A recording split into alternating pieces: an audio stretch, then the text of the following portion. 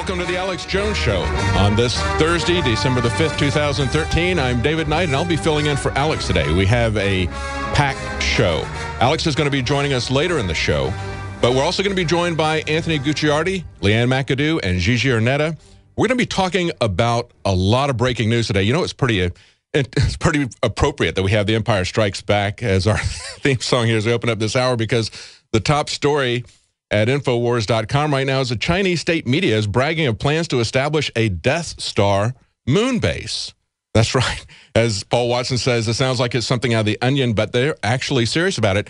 And it's the Chinese official state media that actually draws the analogy. They say that the experts in China are wargaming how the moon can be transformed into a deadly weapon like the Death Star in Star Wars. And the moon could hypothetically be used as a military battle station, and ballistic missiles could be launched against any military target on Earth. You know, we need to have Alex here so he could do a spot-on Darth Vader impression that he's able to do. But he will be with us later. But we're going to be talking about something else once he gets on. This is set against really the larger rise of Chinese military aggression that we've been seeing over these islands and other places.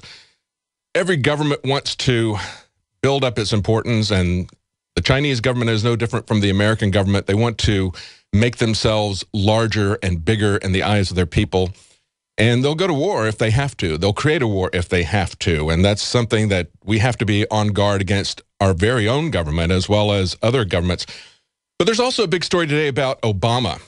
And, you know, he's trying to pretend that he is the friend of the working man, friend of the working poor. We've got this breaking agenda this week of the minimum wage fight, and we've got fast food workers who are striking for increased wages, and they're talking about how the minimum wage hasn't been increased for a very, very long time. Well, stop and think about that. Is that really the problem? Isn't the problem the fact that people's purchasing power has gone down? That's why they're saying you need to have a rise in the minimum wage.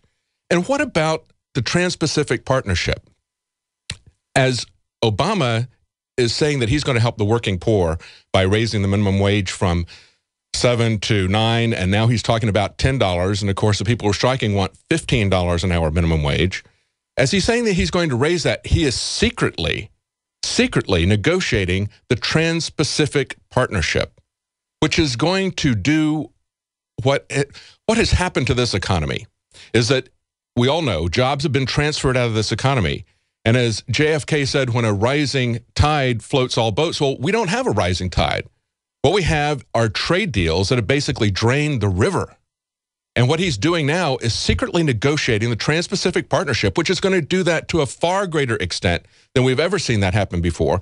And he's going to put in all kinds of protections for big pharma, for big banks to make sure that they can speculate on derivatives without any kind of regulation from any country in the world. This is all being done in secret with 600 corporate lobbyists.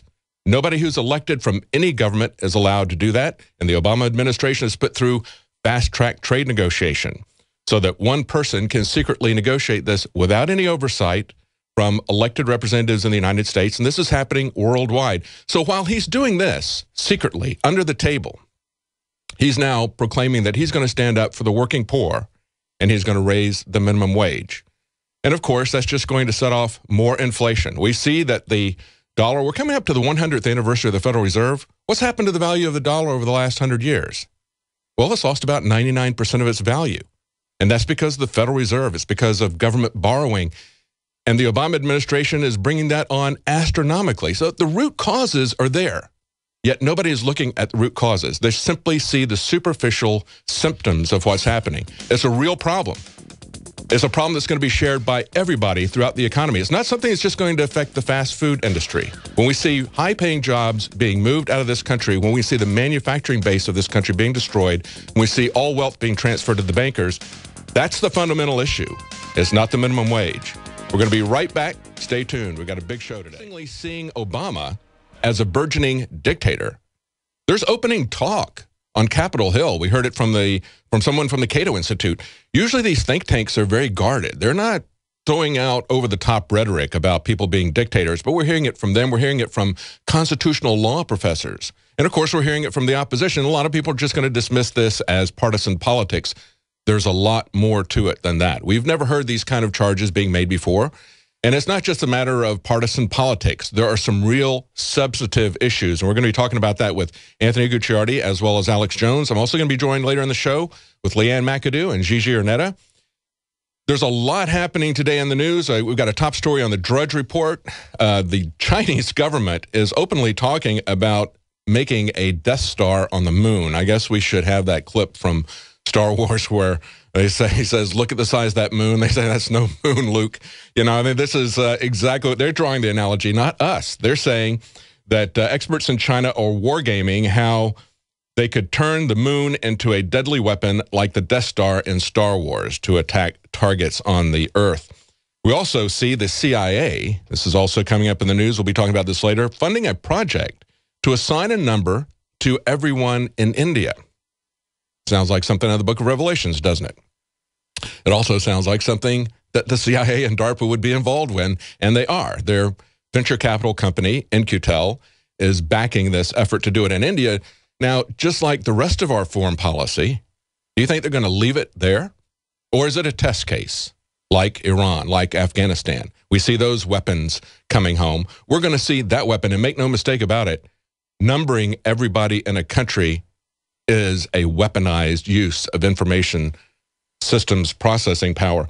And of course, the big news is the increase in minimum wage that Obama is talking about. He wants to portray himself as a friend of the working poor, in spite of what we've now learned about the effects of Obamacare, the rates of Obamacare. We see people losing hours, getting transferred to part-time jobs, dumbing down the definition of a full-time job as 40 hours to saying that if you work 30 hours or more, we're going to consider you to be a full-time employee for the purposes of Obamacare. And of course, individuals can't afford it, neither can companies. So people are having their hours cut. So if they're going to continue to work the same number of hours, many people in low-income jobs are having to find multiple jobs to get the number of hours that they need. That's just one of the ways that they're being attacked.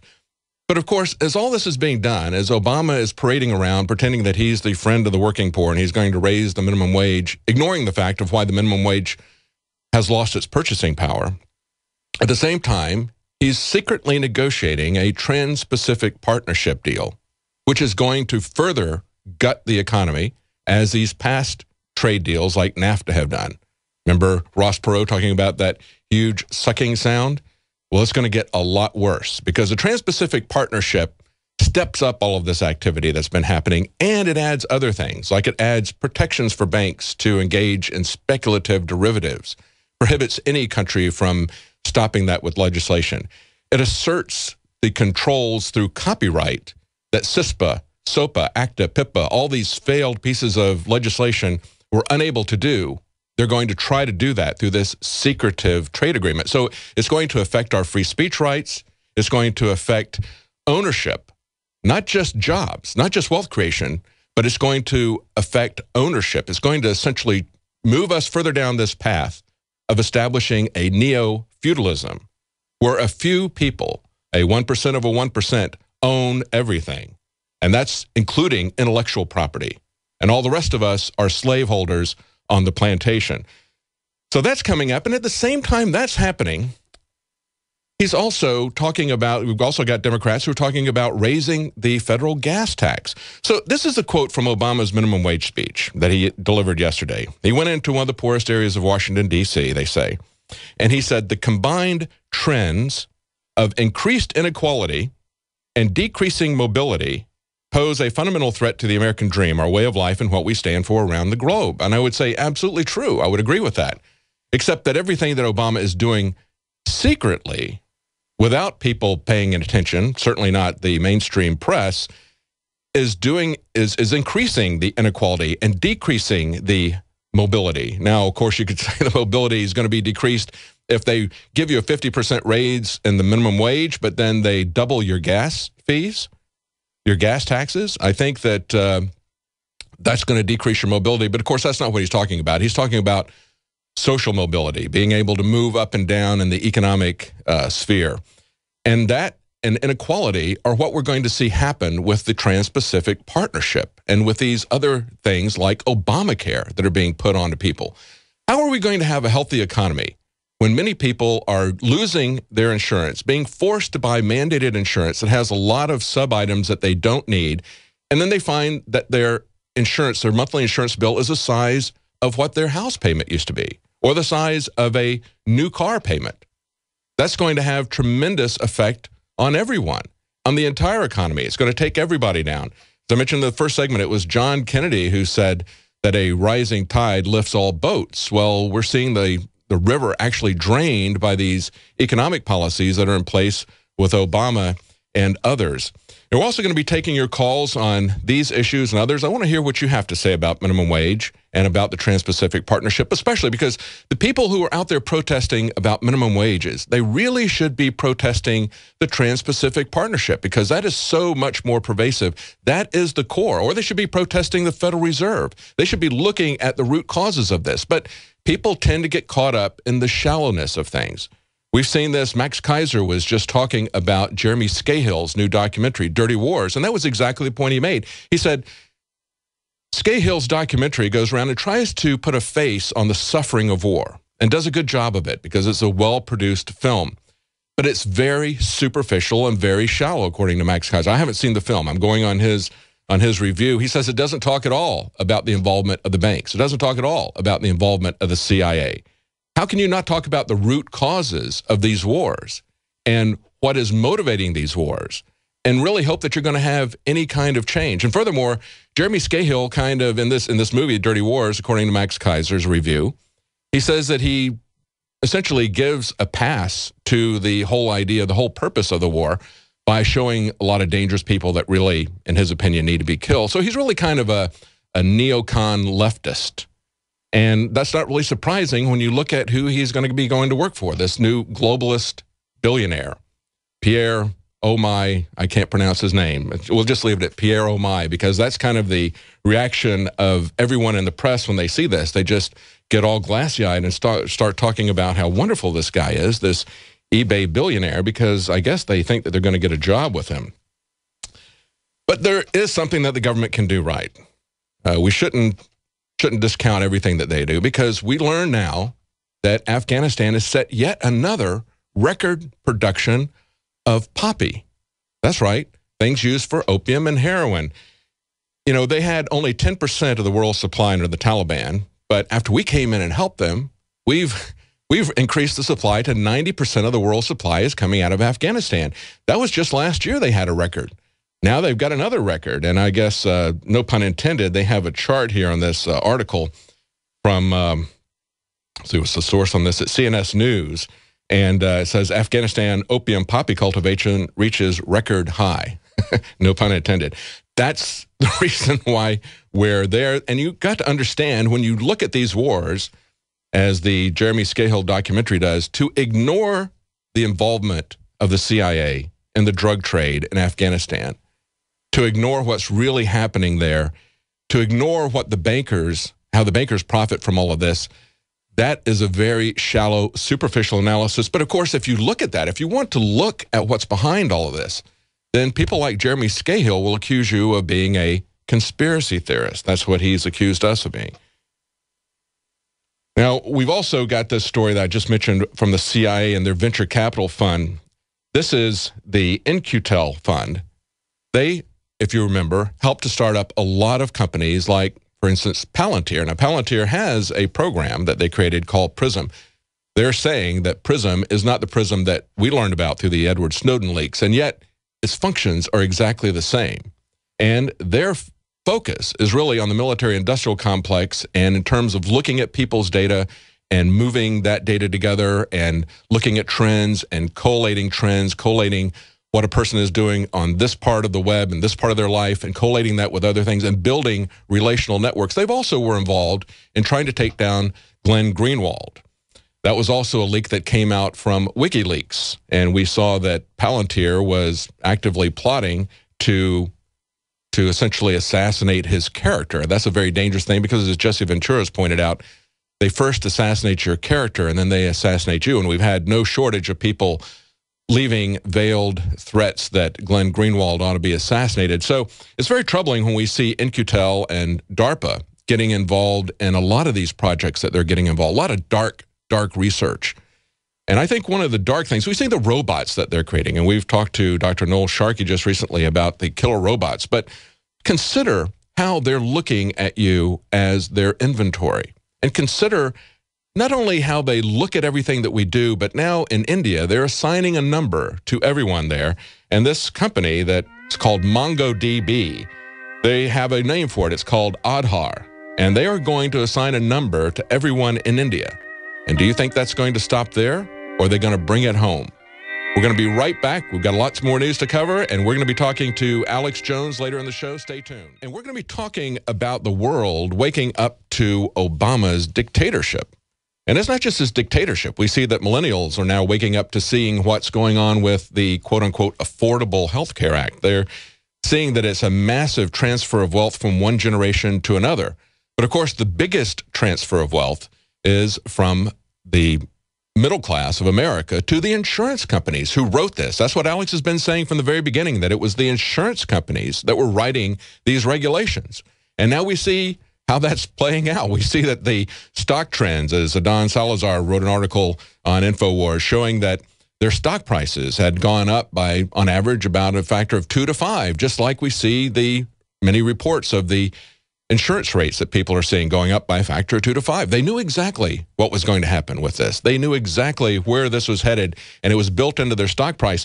We can see how they're taking advantage of people's ignorance, even through the Obama minimum wage talks, at the same time that he's setting up this Trans-Pacific Partnership. At the same time, we've got Democrats saying that they want to stand for the working poor. We see them proposing a $27 billion tax increase on gasoline.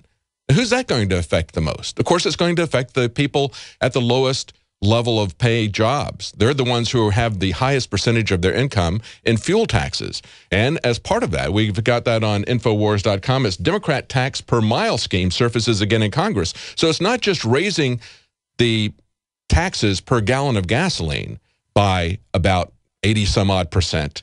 It's also going to be looking at a project to tax us by mile. After they've told everybody that they want you to get fuel-efficient cars, and we're paying a lot more for fuel-efficient cars, and a lot of people have invested money in fuel-efficient cars. We had the buyback of the clunkers because we had to get more fuel-efficient cars. Now they've completely going to change the rules of the game and tax us by mile.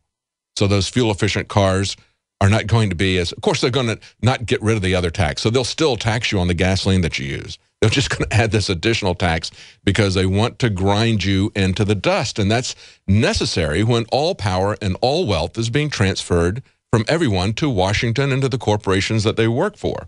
Take a look at this. Now, this is actually a story that was on NPR.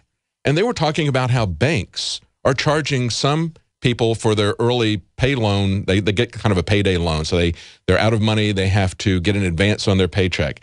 They're getting paid, they're getting charged 180% interest rates in some cases. And they had a hearing this summer, and they asked a banking representative who represents 6 banks, and they said, do you think it's appropriate for some of the most respected banking names to be making 200% plus off of some of their customers? And he said, well, firstly, I don't accept that it's 200% because it's a line of credit. No, wait a minute. It's still 200%, whether you call it a line of credit or you call it something else. He says, it's not a loan, it's a line of credit. If we were charging 200% for a home mortgage, I'm with you, that's too much. But this is not a loan, it's a line of credit. Come on. Come on, that's semantics. That's taking advantage of people's ignorance. That's exactly what Obama is doing with this minimum wage talk. Okay, he's going out and telling people, don't worry, we're going to raise you from $7 to $10 an hour, and everything's going to be just fine. But ignoring why you need that raise, why you have seen the value, the purchasing power of your dollar go down, ignoring what he's doing in terms of gutting the economy with the Trans-Pacific Partnership, doing that in secret. I'm old enough to remember when there were usury laws in this country. It used to be against the law for banks to charge more than 10%. Only the mafia, loan sharks, would charge people more than 10%. Here you've got banks charging people for paycheck advances, charging them 200%. I don't think the mafia did that 40 years ago. But they're not as smart as these bankers because they can get away with it. They can go to Congress and they can say, It's not a loan. It's a line of credit. It's not a mortgage. It's a line of credit. So, they play with these semantics. And yet at the same time, we see that the banking regulations from Chris Dodd and Barney Frank are shutting down all of the smaller banks that are competitors to these too big to fail, too big to jail banks that are running everything. We have now, according to this article from, it's a lot of people have talked about this. This particular one is from personalliberty.com. And they quote and they say, the number of banks in the U.S. is at its lowest level since the Great Depression due to a combination of regulatory hurdles that are forcing many community banks out of business. And we see that larger press outlets are saying, well, this is actually a good thing because it makes us more efficient. That was the line of Rockefeller, that he hated competition because competition was essentially a sin. They don't want competition. They want to shut down all the local banks, and they want to shut down all the mom and pop stores and have only the largest. Now, we just had Michael Cannon from the Cato Institute come out and talk about how we're facing a real danger of violent revolution if people understand that the government feels like they no longer need to obey the law. Remember the Constitution they took an oath to? That's what gives them their authority to govern. And if they ignore the Constitution, ignore the laws, and just do whatever they please, then they are essentially no different than a foreign invader. But to hear the Cato Institute talking about that is pretty amazing. And now we've got a couple of more articles. We've got an article on Infowars.com. This is a congressman fears that Obama could suspend election laws. This is Representative Trey Gowdy out of South Carolina. And this is what he says. He says, if the president can fail to enforce immigration laws, can the president likewise fail to enforce election laws? In other words, if he can arbitrarily ignore immigration laws, and that's just one category of laws that he's ignored, then can't he just ignore the election laws as well? If he can send troops into Libya without getting a congressional declaration, can't he just suspend the election laws?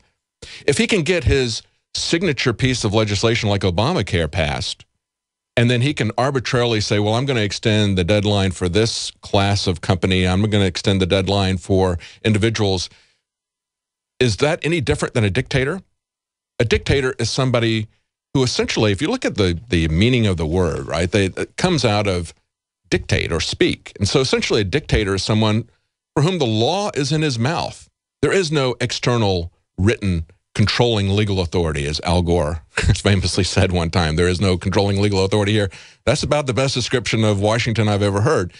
But Obama has taken it to all new levels, just saying we're not going to enforce the immigration laws. And now we have and we'll talk about this in detail with Anthony and with Alex, but we've got a law professor from George Washington University, Jonathan Turley, and he's saying that the danger is quite severe. We see a concentration of power in every single branch. Rand Paul has talked about this. He's come up with a law that says we're going to require I'm sure it won't get passed, but it would require the Congress to, read the laws. It would require them to do one subject at a time, and they would require them to actually write the laws. Because right now what they do is they pass this along to bureaucracies. As Nancy Pelosi said, we have to pass the law so we can see what's in it. And so they pass this along to the bureaucracies, and they're able to put the details in. And of course, that's where the devil lies, is in those details. So they really don't know where those details are going to be. They really don't know what's in it. And they want the bureaucracy to fill in those details, because if they were to fill in the details, then they would have to take the blame for what happens. And if it's really bad, they can pretend that they're the saviors. They can ride in on the white horse and they can say, we're going to roll back this evil bureaucracy, whether it's the EPA or the IRS or some other group. They can let the bureaucracy take the fall for it rather than Congress, and Congress can pretend like they're the saviors. We see that happening with Representative Sensenbrenner now. Here's a guy who is facing re-election and the wrath of voters who are angry about what we've learned about the NSA through the Snowden leaks. And of course, it didn't start with the Snowden leaks. As Paul Joseph Watson has pointed out, this has been going on since the 90s. With Echelon, we knew about it extensively at that point in time. Of course, it had been happening earlier even than that. After September 11th and the passage of the Patriot Act, we had 4 whistleblowers within the NSA, people like Benny and Drake. They went to the mat to stop this stuff. They knew that it was going broad. They knew that they were moving from what was called ThinThread to another system that was called Trailblazer that was going to be spying domestically, not just on foreign citizens, but going to be used to collect information on American citizens. So they followed all of the whistleblower etiquette and stayed within the system. And one of them was charged with multiple felonies and pursued by and persecuted by the Justice Department for quite some time before he was exonerated. That was Drake. But all of that was out there. And yet we see that it's still surfacing. Nothing is being done about this. And we now see people like Sensenbrenner coming back and saying, well, even though he brought up the Patriot Act, he wants to come back and say, I'm going to rein in the government. That's exactly what they do. Obama is supposedly going to be helping us because he's going to give us more time before the quote-unquote Affordable Health Care Act bankrupts everybody by extending the deadlines.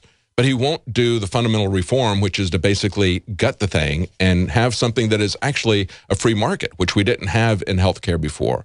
Actually expanding people's choice, actually expanding people's ability to purchase and to save money through medical savings accounts, through information about who charges how much, information about what their success rate is at a given hospital or a given doctor. But they hide these things from us, just as they're hiding the real economic consequences. And just before the break, I was talking about how the number of banks are dramatically shrinking. Now, this is a report that came out. This one is from the Wall Street Journal. It said the number of banks has fallen below 7,000 for the first time since they began keeping track of it in 1934, since the Great Depression. If you watch the Drudge Report, you've seen for a long time that he'll put up 146 banks closed this quarter or 160 closed that quarter. The number of small lending institutions has been shrinking drastically. So that's down from a peak of 18,000 financial institutions. We're now down to below 7,000. So we've lost 2/3 of the banks. Is that a problem? Yeah, it is. Because remember when we had the bailout, it was because the banks were too big to fail. Remember when we had money laundering charges and other things brought up, other crimes brought up against HSBC and UBS? We were told by the Holder Department of Justice this year that they were too big to jail. He didn't put any major fines. They got a minor hand slap in terms of fines. Didn't pull their charter, even though these are foreign banks. None of the officers went to jail, as anybody else would, for these kind of laundering charges. So when you have banks that are too big to fail, too big to jail, that is a big problem. And yet, we see this from this Wall Street Journal article. They said the consolidation could help alleviate concerns that an abundance of U.S. banks leads to difficulties in oversight or a less efficient financial system. Come on. Monopolies aren't efficient except for the person who owns the monopoly. That's what Rockefeller wanted. That's what J.P. Morgan wanted. That's exactly what they're getting. And it's not working out very well for the rest of the country because the big banks and the 1% of the 1% are running everything here. This is another quote from the article. There's no reason why we need many banks except if those smaller banks have a much lower return on, especially if those smaller banks have a much lower return on capital. Well, you know why they have a lower return on capital?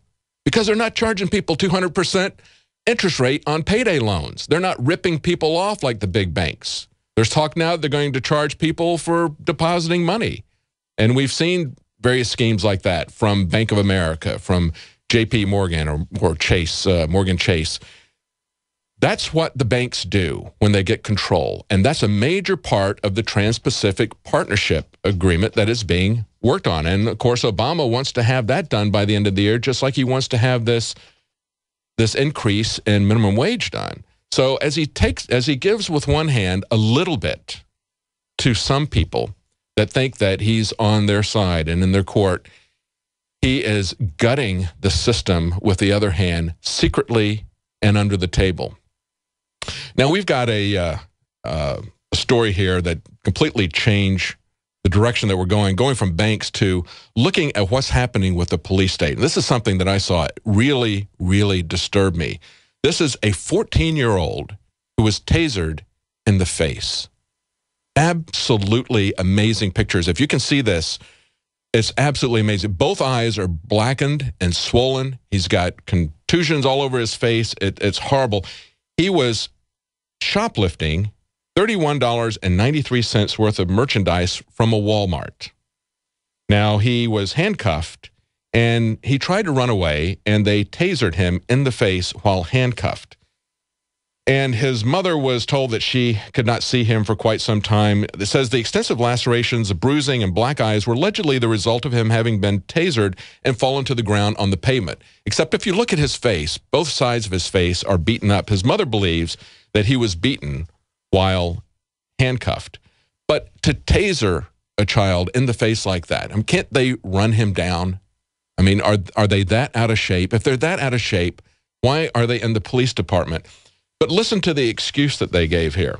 They said the boy probably turned around to see if the officer was chasing him when the barb caught his cheek, said the district attorney. With handcuffs, there was nothing to break his fall as his legs gave out. Well, that's what happens when you taser somebody. They fall straight to the ground.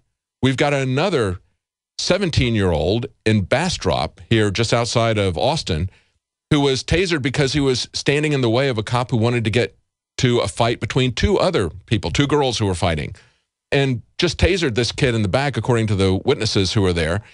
And, of course, he went down like a rock, hit his head on the concrete, and is in a coma and was in critical condition. I'm not sure what the latest on that case is. That was the end of last week, the case of that, and we had students who walked out and protest there at the school. This is what's happening everywhere. And so the question to you is, and I'm going to take some of your calls here, the question is, what are we going to do to rein in this out-of-control police state? How do we get that back? Are some of you going to run for office and institute some reforms? Because one of the things that never happens is there's never any accountability on these police brutality cases. We always see that these people are put on paid leave because of the unions and because of the government's attitude anymore. Nothing ever happens to the officers themselves. They're not fired. They're not personally held responsible for this. At the very least, can't we cut the budget of the police department instead of putting that burden on the taxpayers when they injure somebody like this child excessively? Instead of letting the police department just go on and buy another gigantic piece of military hardware from Homeland Security, can't we have them take the fine to compensate this victim out of their budget at the very least? If we can't fine the officers, if we can't hold them responsible and move them out of the department. So the problem is when you tolerate that, you're sending a message to other officers that it's okay to do this. And at some point, that has to stop. And if your people in your local city council and mayor won't do that, maybe you need to run for office and do something about it yourself. Let's take a call. We've got Eddie from Arizona. Eddie, what's on your mind today? Yes, I just wanted to give a solution out there for your research staff to do, or info warriors in general. I know the book Superclass said there were 6,000 people who ran the minions for the 120 families. I would like all their names known and faces published with a blurb about what they do and who they are. We can kind of turn this around on its head like a fight club. They all go out to eat. They all have masseuses. They all have private security. And I think if everyone knew their involvement in the basic destruction of our planet, and if we could actually get their names and faces out there, kind of like the 52 cards in Iraq, the most wanted, not to have a bloody revolution, not to go killing police and people kill each other, that's crazy. But we need to let these little tiny group of people know, we know who you are, we know what you look like, and kind of turn this thing on its head. Well, that's why it's very important. I agree. That's why it's very important to have something like WikiLeaks. That's why it's very important to have leaks like we see from Edward Snowden. They're portraying him as if he was a criminal and as if he was harming our national security. What harms our national security is when our government acts as criminals. And so when you see these kind of leaks from WikiLeaks, you see these leaks from Ed Snowden, that's when we see what's really going on behind the scenes. We have people who will leak the proceedings of the Bilderberg Group, and we know now that that was something that was set up at its initial creation. They were talking about creating the EU and the European Union, and now we see these things being consolidated through the Trans-Pacific Partnership. We have a lot of information. The problem is that people are caught up in the superficialities of life, just like they're caught up in the minimum wage, and they don't see what's really happening underneath it. Let's talk to, thanks Eddie in Arizona, let's talk to Kyle in Canada. Kyle, what's on your mind? How are you? Doing good. What's up? Just first want to say, God bless you and Alex. You guys do a great job. It's absolutely incredible what you guys do every day. Well, thank you. I just wanted to mention the economic collapse that's going to happen in the States and undoubtedly affect Canada. Is going to usher in the mark of the beast system. Basically, they already pretty much have the mark of the beast system in place. I don't know if they have it in the States like they do in Canada, but if you pay with a PayPass in Canada, a credit card or a debit card, it operates on the same RFID frequency that they're going to use in the chip that's going to go in your hand or your head. It's unbelievable. Basically, it's just unbelievable what they've set up. Well, did you hear the article that I was talking about earlier, where the CIA helped to fund this project in India that's assigning a number to every person in India? I haven't heard about that. It's just unbelievable. Yeah, and it's being funded by the CIA. So you got to ask yourself, why is the CIA interested in inventorying the people of India? Well, of course, it's because they're going to do it to the people of America, and we see this happening in multiple fronts. That's the other thing that you see happening is they don't attack in just one area. They will attack with multiple fronts on something like identifying people with RFID, numbering them. That is something that's going to come at us from multiple ways. They never just have one strategy. They always have multiple strategies. Thank you very much, Kyle in Canada. Let's go to Ryan in Texas. Ryan, what's on your mind? Lots on my mind, actually, sir. But one of the main things I wanted to touch up on was you mentioned how Obama wants to shift the minimum wage equation. Yes. Whenever I was in elementary school, I'm sorry, I'm an accountant student at A&M Kingsville, but whenever I was in elementary school, our teachers taught us how to do proportional fractions. For example, if gas is worth $3 per gallon now, you put the denominator as, what is minimum wage right now, $7.25, I believe? Mm-hmm. Okay, that's $3 over $7.25 equals to X over whatever the new proposed minimum wage is, cross multiply, divide, and you will see the paradigmatic equation shift based upon the minimum wage increase. And most people aren't able to process that type of... Well, yeah, you see that whenever they put out a sales tax, they always do that. I remember, you can have a sales tax of 6%, and they're going to change that from 6 to 7%. What they tell everybody, or the government tells everybody, and the media is their willing partner in this, they say, well, we're going to have a 1 penny increase in the sales tax. It's like, no, you're not. You're taking a 6% tax rate and you're changing it to a 7% tax rate. That's 1/6. Okay, that's a 17% increase. It's not a 1 penny increase. They lie to people and they prey on people's ignorance. Just like I was talking about earlier, where they, with extra payday loans, they charge people over 200%. And then when you call them on it, they say, oh, that's not usury. That's not a loan. That's a line of credit. We're going to be right back with your calls. We're going to be talking about the minimum wage, and we're going to be talking about Obama as a burgeoning dictator.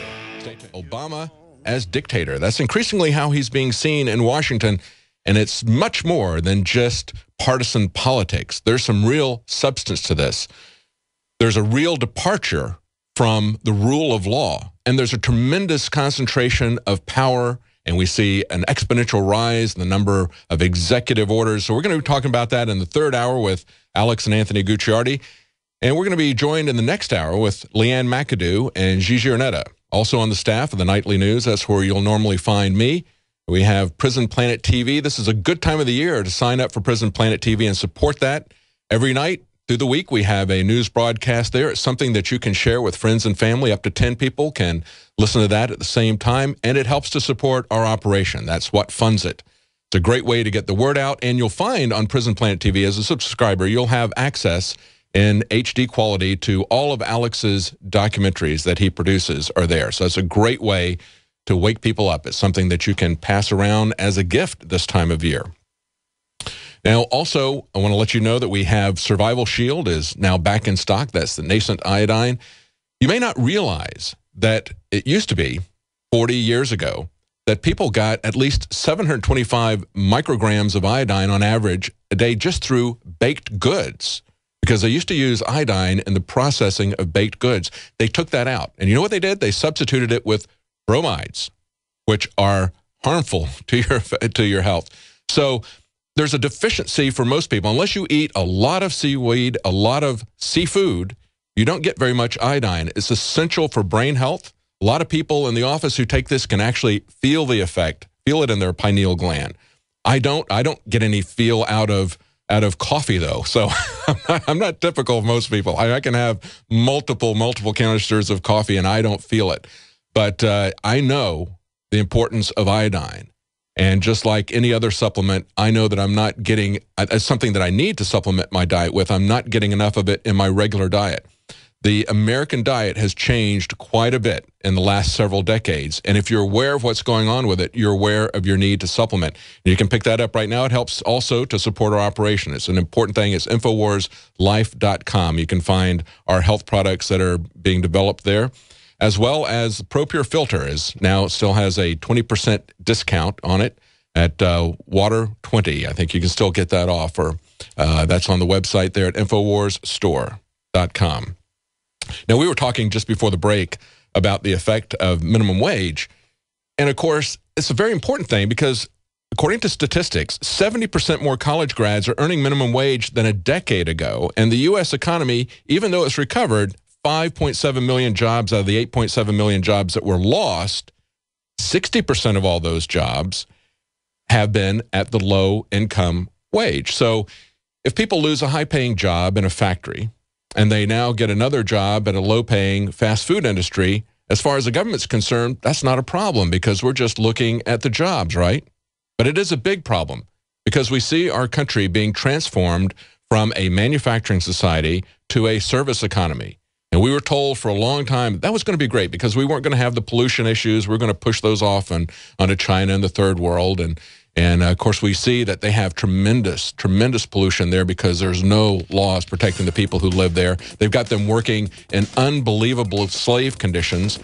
But that's exactly what they wanted. They took our high-paying manufacturing jobs that gave us kind of a self-sufficiency in our economy, exported them, and they're going to be doing that in spades with the Trans-Pacific Partnership. But don't pay attention to that. Let's focus on the minimum wage because Obama's going to help you there.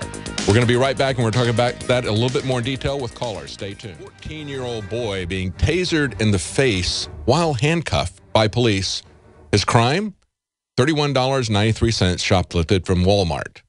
I mean, we're getting into the territory of Les Miserables. You know, we're taking people. We had a guy arrested by the school because he hooked up his electric car without asking anybody and got 5 cents worth of electricity. So they arrested him.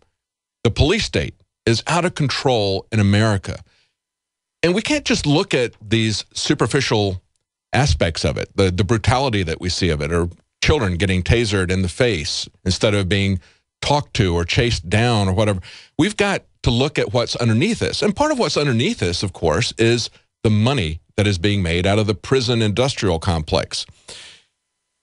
We all know that there was a massive prison program that was built up in the wake of Reagan's war on drugs. As he shifted from going after the suppliers to the end users, as his Attorney General Ed Meese put in the mandatory minimums, they started locking so many people up. And with the mandatory minimums, judges had no discretion as to who they could let out. So they were letting out violent criminals so they could keep people who were peaceful marijuana users who were growing marijuana in their closet, not doing anything to anybody outside of their own little world where they're operating, locking these people up for 10 years, 15 years, 20 years with mandatory minimums based on the quantity of marijuana that they discovered in their houses. So they went on this massive prison building program.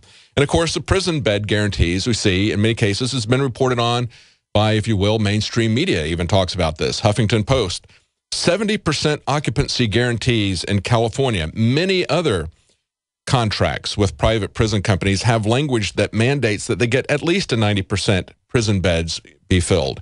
And so when those things are not filled, of course, they get to take that money out on the states. They have to make those guarantees. So there's a massive incentive to put people in prison.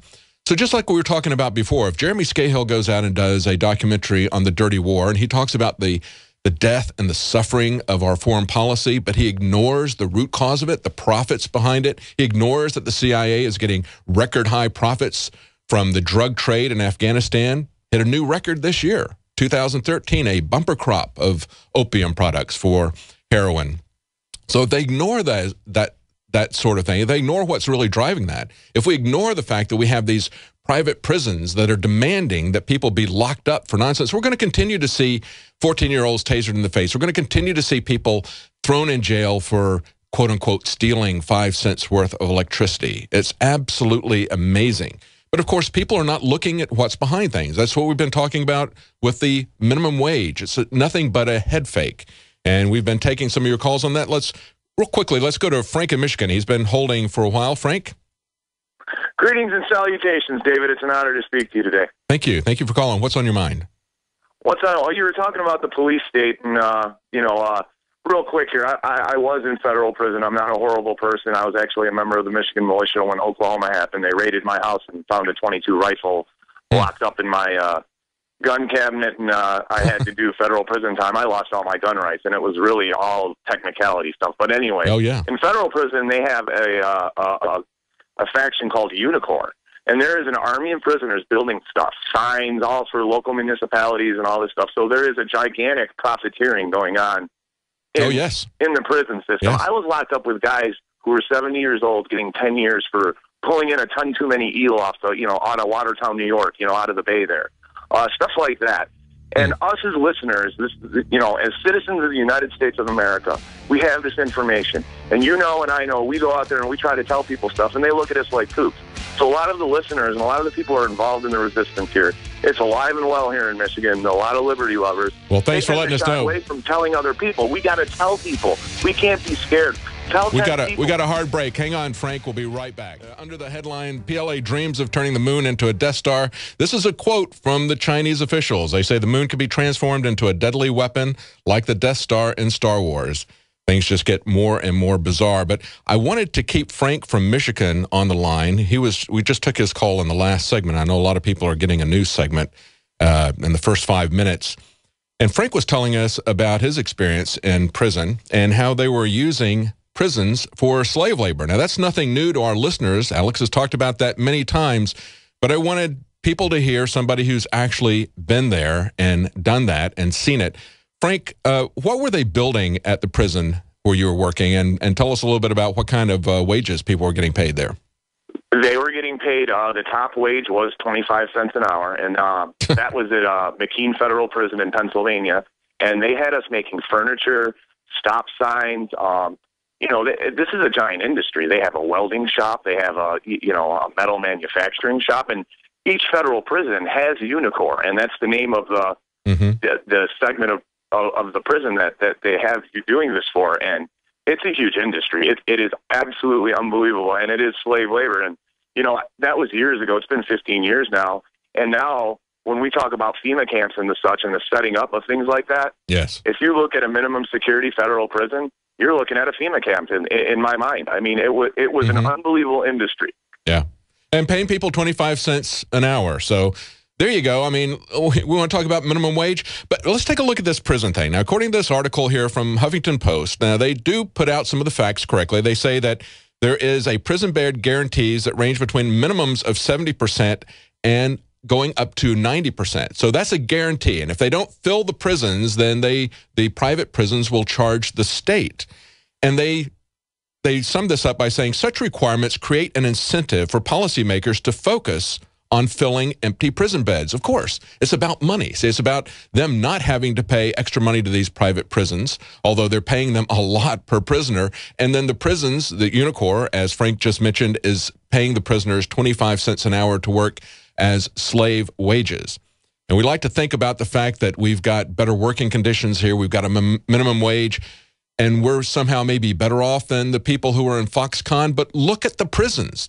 We've got prison labor. We've got slave labor in the U.S. And this is how they break, even though they give you the facts in the Huffington Post article, they break this down. They say private prison corporations emerged in the 1980s and 90s at a time when crime rates were soaring and states were scrambling to keep up with surging prison populations. I'm sorry. It wasn't that the crime rates were soaring. It wasn't that we were facing dangerous crime. The crime rates were soaring because they redefined what crimes were.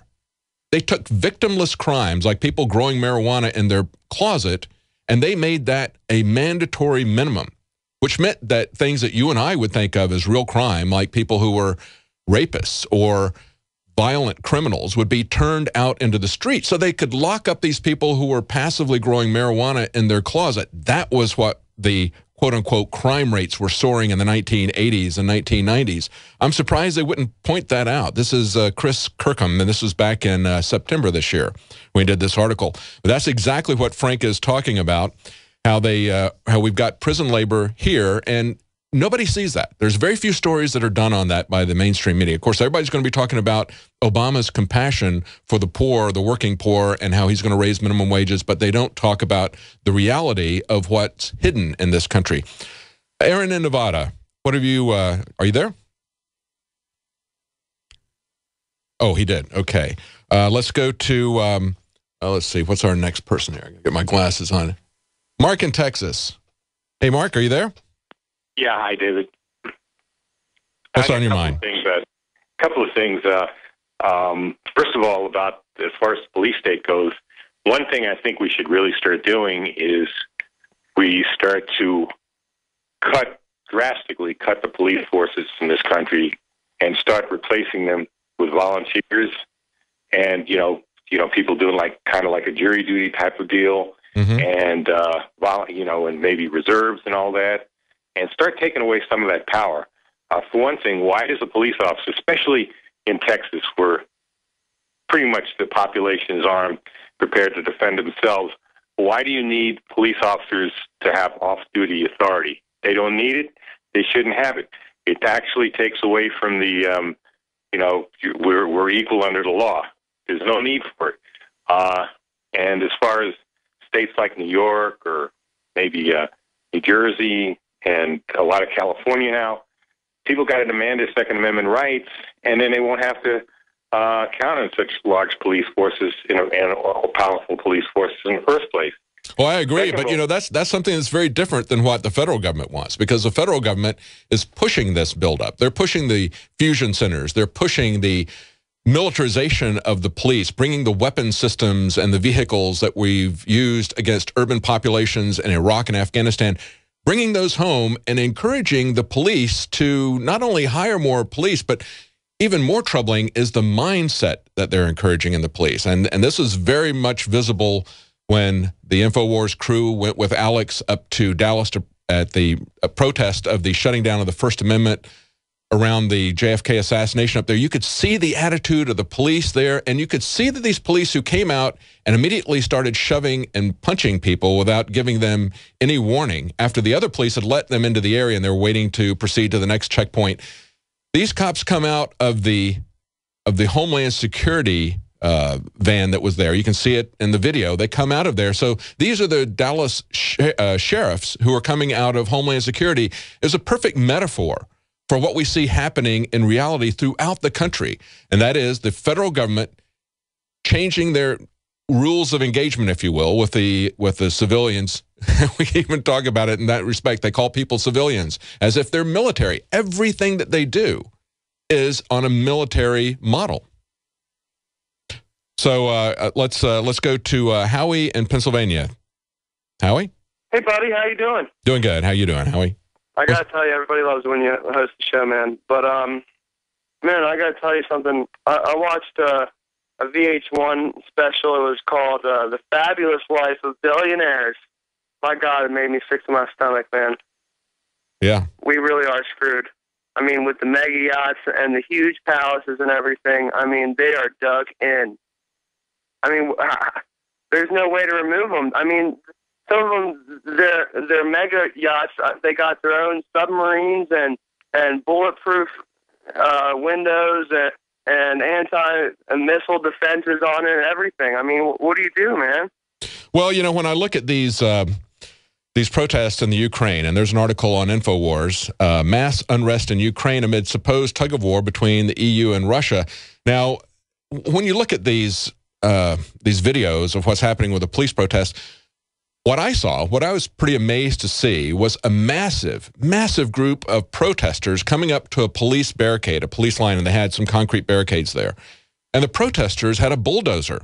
And they were very slowly, it wasn't a violent attack on the police, but they were very slowly pushing the police and pushing the barricades back, and the police were restrained by that. Now, Is it because the police are just good guys? I mean, you know, I'm looking at that and I'm thinking they'd just be shooting everybody in sight if this was America. They would be handling it. The American government in a situation like that would react the same way that the Chinese government did in Tiananmen Square, in my opinion. I think we've gotten to that point in the United States now. But when you see a massive group of people like that, and I can't say that under all circumstances, because when we went down to the protest in the Alamo, when we had about 1,000 people down there with rifles slung over their shoulders, even though most of those rifles, if not all those rifles, were unloaded, the police kept their distance and they just watched to make sure that nothing was going to happen. And so they didn't get in anybody's face, they didn't harm anybody down there until most of the people were left. And then the last few people that were there, the police came up to them and started harassing them, which is why we had that rally there in the first place. That's why Texas Open Carry sponsored that rally along with other groups, was because when people are by themselves, the police, because there's so many of them and because they feel empowered, they will threaten people's basic fundamentals and fundamental liberties and their rights.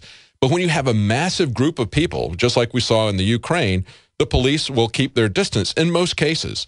And we need to educate the police. That's why it's a very important project that the Oath Keepers have to educate the police, to educate the military so that there isn't some kind of a violent confrontation. You know, things were brought down peacefully in East Germany when the police there decided that they weren't going to shoot people who were crossing over the arbitrary fence between East and West Berlin. That was the beginning of the end of that tyranny there with the Stasi. And we can end it here in America if people will stand together and stand up to this. But the first thing is people have to understand that there is an issue. And right now, I just don't see that happening. Most people are not really aware of this except in isolated incidents, like this 14-year-old who was tasered in the face. We're going to be talking to Gigi Arnetta and Leanne McAdoo at the bottom of the hour about this. But let's go to Bob in Florida. Bob? Hey, Bob? Yes, hello. Hey, how you doing? Hey, sorry about that. That's all I have right. some information for you. I'm in the healthcare industry. I'm a healthcare vendor, and there's a company called RepTrax, which is the top vendor credentialing company that's installed in 5,000 hospitals and has 400,000 registered users across the country. Mm-hmm. And this company is owned by a Chinese security company called VTC Electronics Corporation. And they make all sorts of security equipment, video cameras, surveillance equipment, and they're in all the hospitals. They require all vendors to provide some of their medical records, require vaccinations, and they're essentially tracking all vendors coming in and outside the hospitals. And they're going to talk about the burgeoning police state, and we see how that is developing in different parts of the world. We see that there's massive demonstrations in the Ukraine, and the police there back down. We can see what can happen if there's enough people that get together. We see the same thing essentially happening in Thailand.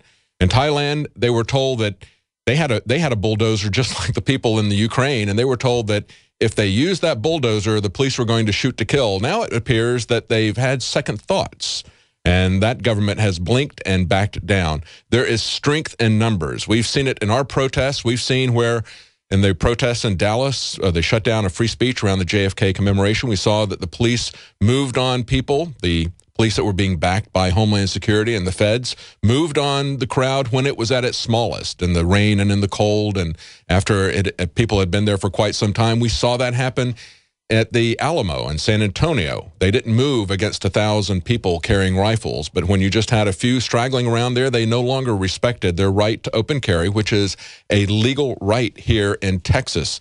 Now, Alex is also going to be joining us, and along with Anthony Gucciardi, and we're going to be talking about the developing problems with Obama. Not that it's anything necessarily new, but what's new is the rhetoric that we're seeing from representatives. We're seeing it from think tanks.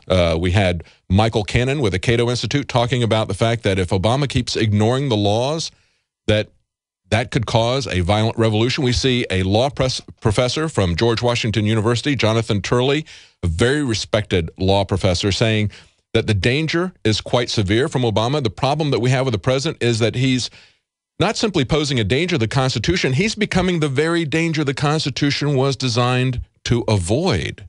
That's very strong language. We see an article on Infowars.com where a congressman is warning that he fears that Obama could suspend the election laws. And he says, well, if he can suspend the laws on immigration and naturalization, if he can arbitrarily invade another country, if he can do all these things as if he was a dictator, not under the rule of law, not checked by any of the branches of Congress, not under the Constitution, then why not allow him to, he certainly could possibly suspend the election laws and just make himself a perpetual dictator.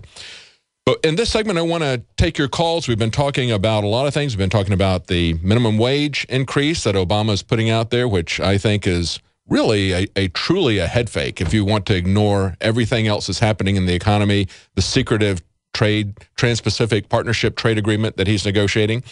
But let's take some of your calls here. We've got David in Kentucky. David, what's on your mind? Hey, how you doing, David? Doing good. Well, yesterday I was on my way to work. Me and my fiance work together, and we're about to drop we live in Indiana, and we crossed the bridge to get into Kentucky, and the police followed us for about 2 miles or so. My vehicle is a New Mexico vehicle. It belongs to my father, and the cop. I'm sorry, Dave, I'm sorry. I'd really like to hear your story, but the phone is breaking up on you. Let's go to David in Texas. David? Yes, how you doing? Doing good. I was with you guys Wednesday night and Thursday night. I didn't make it Friday because of the weather, but I was listening live. And when that melee began, and when Alex was talking about watching one of them push down a man with a little girl on on his shoulders, and I remember that kid. She was about 8 or 9 years old. Wow. And what really troubled me the most, and it was probably my biggest fear, was the possibility that someone careless, whichever side, would have fired one shot. I think that they would have mowed you guys down. Yeah. That's the concern, is that things can get out of hand. And it's just as you pointed out, it's just the confrontational attitude of the police. Is that coming up after one group of police had let everybody, the demonstrators who were conducting themselves peacefully and within these unconstitutional guidelines that the city of Dallas had put on free speech. So they were following all the rules. They weren't getting confrontational there. They were showing up to demonstrate, to point out the fact that the First Amendment was being stopped. But you had this group just come up and start pushing and punching without any warning. And that's what we see over and over again. We see the police doing that with tasers. We see them doing that down in Bastrop, where they tasered that 17-year-old child, and he hit his head on the concrete in a coma, possibly life-threatening. I'm not sure how that was resolved. That was about a week and a half ago that happened. But it's amazing to see that. We're going to be talking about that very thing in the next segment with Leanne McAdoo and Gigi Arnetta. Stay tuned. We'll be right back, and we're going to talk about the abuse of police power and what we can do to bring it in, and how it's different in other countries, because there are other countries where that doesn't happen. It doesn't have to happen here, and we need to make sure that something is done about it. We'll be right back with Gigi Arnetta and Leanne McAdoo. Stay tuned. We're here to talk about the police state and the differences that we've seen here and in places like Iceland. But right now we've got Jakari Jackson live at a protest, a fast food workers protest here in Austin. And he's talking to some of the people there at the protest about what they understand about the larger economic issues besides the minimum wage, above and beyond that. Jakari. Yes, can you hear me, David? Yes, how you doing? Okay, well, we're out here. This is on the MLK and Airport Boulevard right here in Austin, Texas. You can see the crowd right here. Right before we went on air, people were inside the Popeyes Chicken, yelling and screaming peacefully, though. And I believe they've come out. I'm not sure if they got kicked out or what exactly happened. But let's go ahead and see if we can talk to a few of these people and see if they know or what exactly their issue is, what they're out here for. Because they want 15. This is the fight for 15. And we'll see, what their plan is to get that.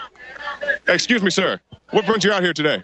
I come here with the Workers' Defense Project in solidarity with the 5 for 15 campaign, in solidarity with our workers making $7.25, because you can't live on $7.25. And I'm really excited this is happening all over the nation, and not only in fast food industry. You see it in retail, in the farm growers, construction workers. Everybody is fighting back, because it's a time where everybody's tired, and we feel the tide that change coming. Sir, let me ask you about the devaluing of the dollar, because we have a lot of, I'm sure, college students out here. Let's say back in the 60s or so forth, somebody could work at a place like Popeye's Chicken on a minimum wage job or, a lower wage, and they could afford to pay their tuition. They could afford an apartment and so forth. But now we don't see that. Do you have any idea why that is? I think that is because wealth is every time more and more concentrated in a few conglomerations, a few corporations. I think there's about 10 corporations that have been merging, and that concentration of wealth is it's also organized like we are, and they are passing all these laws, or convincing all these politicians to pass these laws that benefit all these corporations. They benefit a few. Let me ask you if you know about the Federal Reserve. Yeah. Okay, so the Federal Reserve, they have this thing called quantitative easing, where they basically print money out of thin air. They have nothing backing the money, which makes the dollars worth less and less and less. And while I have no problem with fast food workers, making more money, do you think it may be more effective to maybe have these type of protests at the Federal Reserve? Not instead, but in addition to this. I agree. Jakari, ask him if he knows anything about the Trans-Pacific Partnership. Sir, have you ever heard of the Trans-Pacific Partnership? Yes. Okay, can you tell me a little bit about it? Yeah, as someone I'm from Mexico, and seeing how the NAFTA devastated our country, I just am really terrified about how it's Trans-Pacific. I'm glad you brought up NAFTA, because a lot of people don't know about this NAFTA thing, the NAFTA superhighway and all that. But, sir, we got to move around a little bit, and I definitely appreciate your time. Yeah, you're welcome. Have a good day. That's good. At least he knows about the Trans-Pacific Partnership. And, of course, it's not just the TPP. They've also got a transatlantic free trade agreement, TAFTA, which is going to be just like... Let's show the crowd here. NAFTA. Jake. Yeah, let's ask them. It's a good rowdy crowd. They simmered down a little bit, but when we first got here, there's a lot of screaming, a lot of yelling, and they want more than $7.25. So let's go out and see if we can ask a few more people. Sure. Excuse me, sir. What brings you out here today? Trying to get people a decent wage that they can actually live on. And you think $15 an hour would do that? It'll start. It's a good start on that. I mean, obviously, $7.25. It's a slow death at $7.25. So it's a good start, but not an end. Yeah. Okay, now what would you say to the critics who says, I don't have a problem with people making more money, but working at fast food isn't really something we want to pay a person $15 an hour to do? I think people need a living wage, and I think $15 an hour is the living wage. And I think anyone that works should get a living wage. A lot of these people aren't moving on to some other job. A lot of these people, the average age of the workers I saw a sign was 29. That isn't someone that's moving on. They need money now. They need money for their lives now. And if they move on, that's great. But if they stay there, they need a living wage. Hey, Jakari, ask him if he knows that they're going to double the federal gas taxes. Sir, are you aware that they're planning to double the federal gas tax? No. $27 billion. $7 billion. Oh, is that right? Yeah, sir. Let me ask you one more question. Speaking about raising money, did you know that in Fort Hood they had some young ladies resort to prostitution to pay their bills?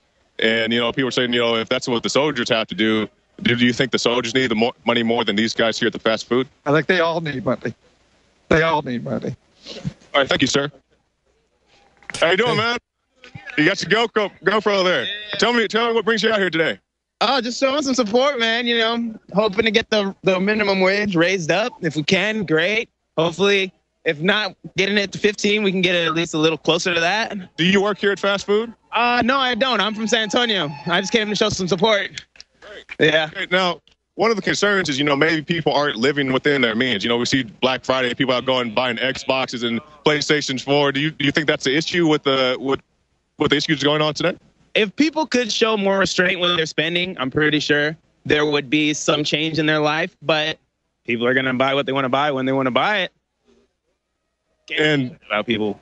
And maybe you don't work in fast food, but do you know if there's been a decrease in people eating fast foods like Popeye's Chicken or McDonald's or anything like that? I certainly stopped eating it. Why is that?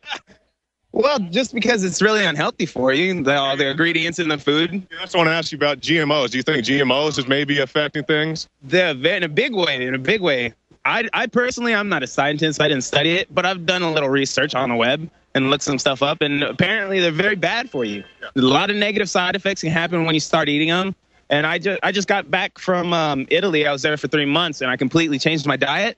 And then when I got back, I started incorporating the American diet back into my diet, and it just obliterated my stomach. I was knocked out for like a week or two, man. Man, that's messed up. Now, a lot of people start these off as a launching pad to other careers. But here in the city of Austin, I know you're from San Antonio, but here in the city of Austin, some members of the Austin City Council want to ban the construction of new fast food restaurants. It was for the children, of course. Yeah.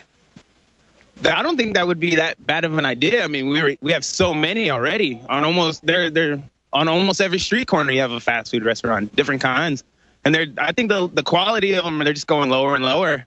If they could maybe come up with a universal fast food that was actually good for you to consume, then like on Demolition Man, where the only fast food restaurant left was Taco Bell. All right, that's great. Thanks, Jakari. All right, thanks. We'll go back to you in the studio, David. All right, thanks a lot, Jakari. Great report. Yeah, it's interesting to see, Leanne and Gigi, it's interesting to see how there's not a lot of awareness about the gasoline tax. So as you see, as Obama and the Democrats are offering this one increase to them, they're taking it away with the other hand, right?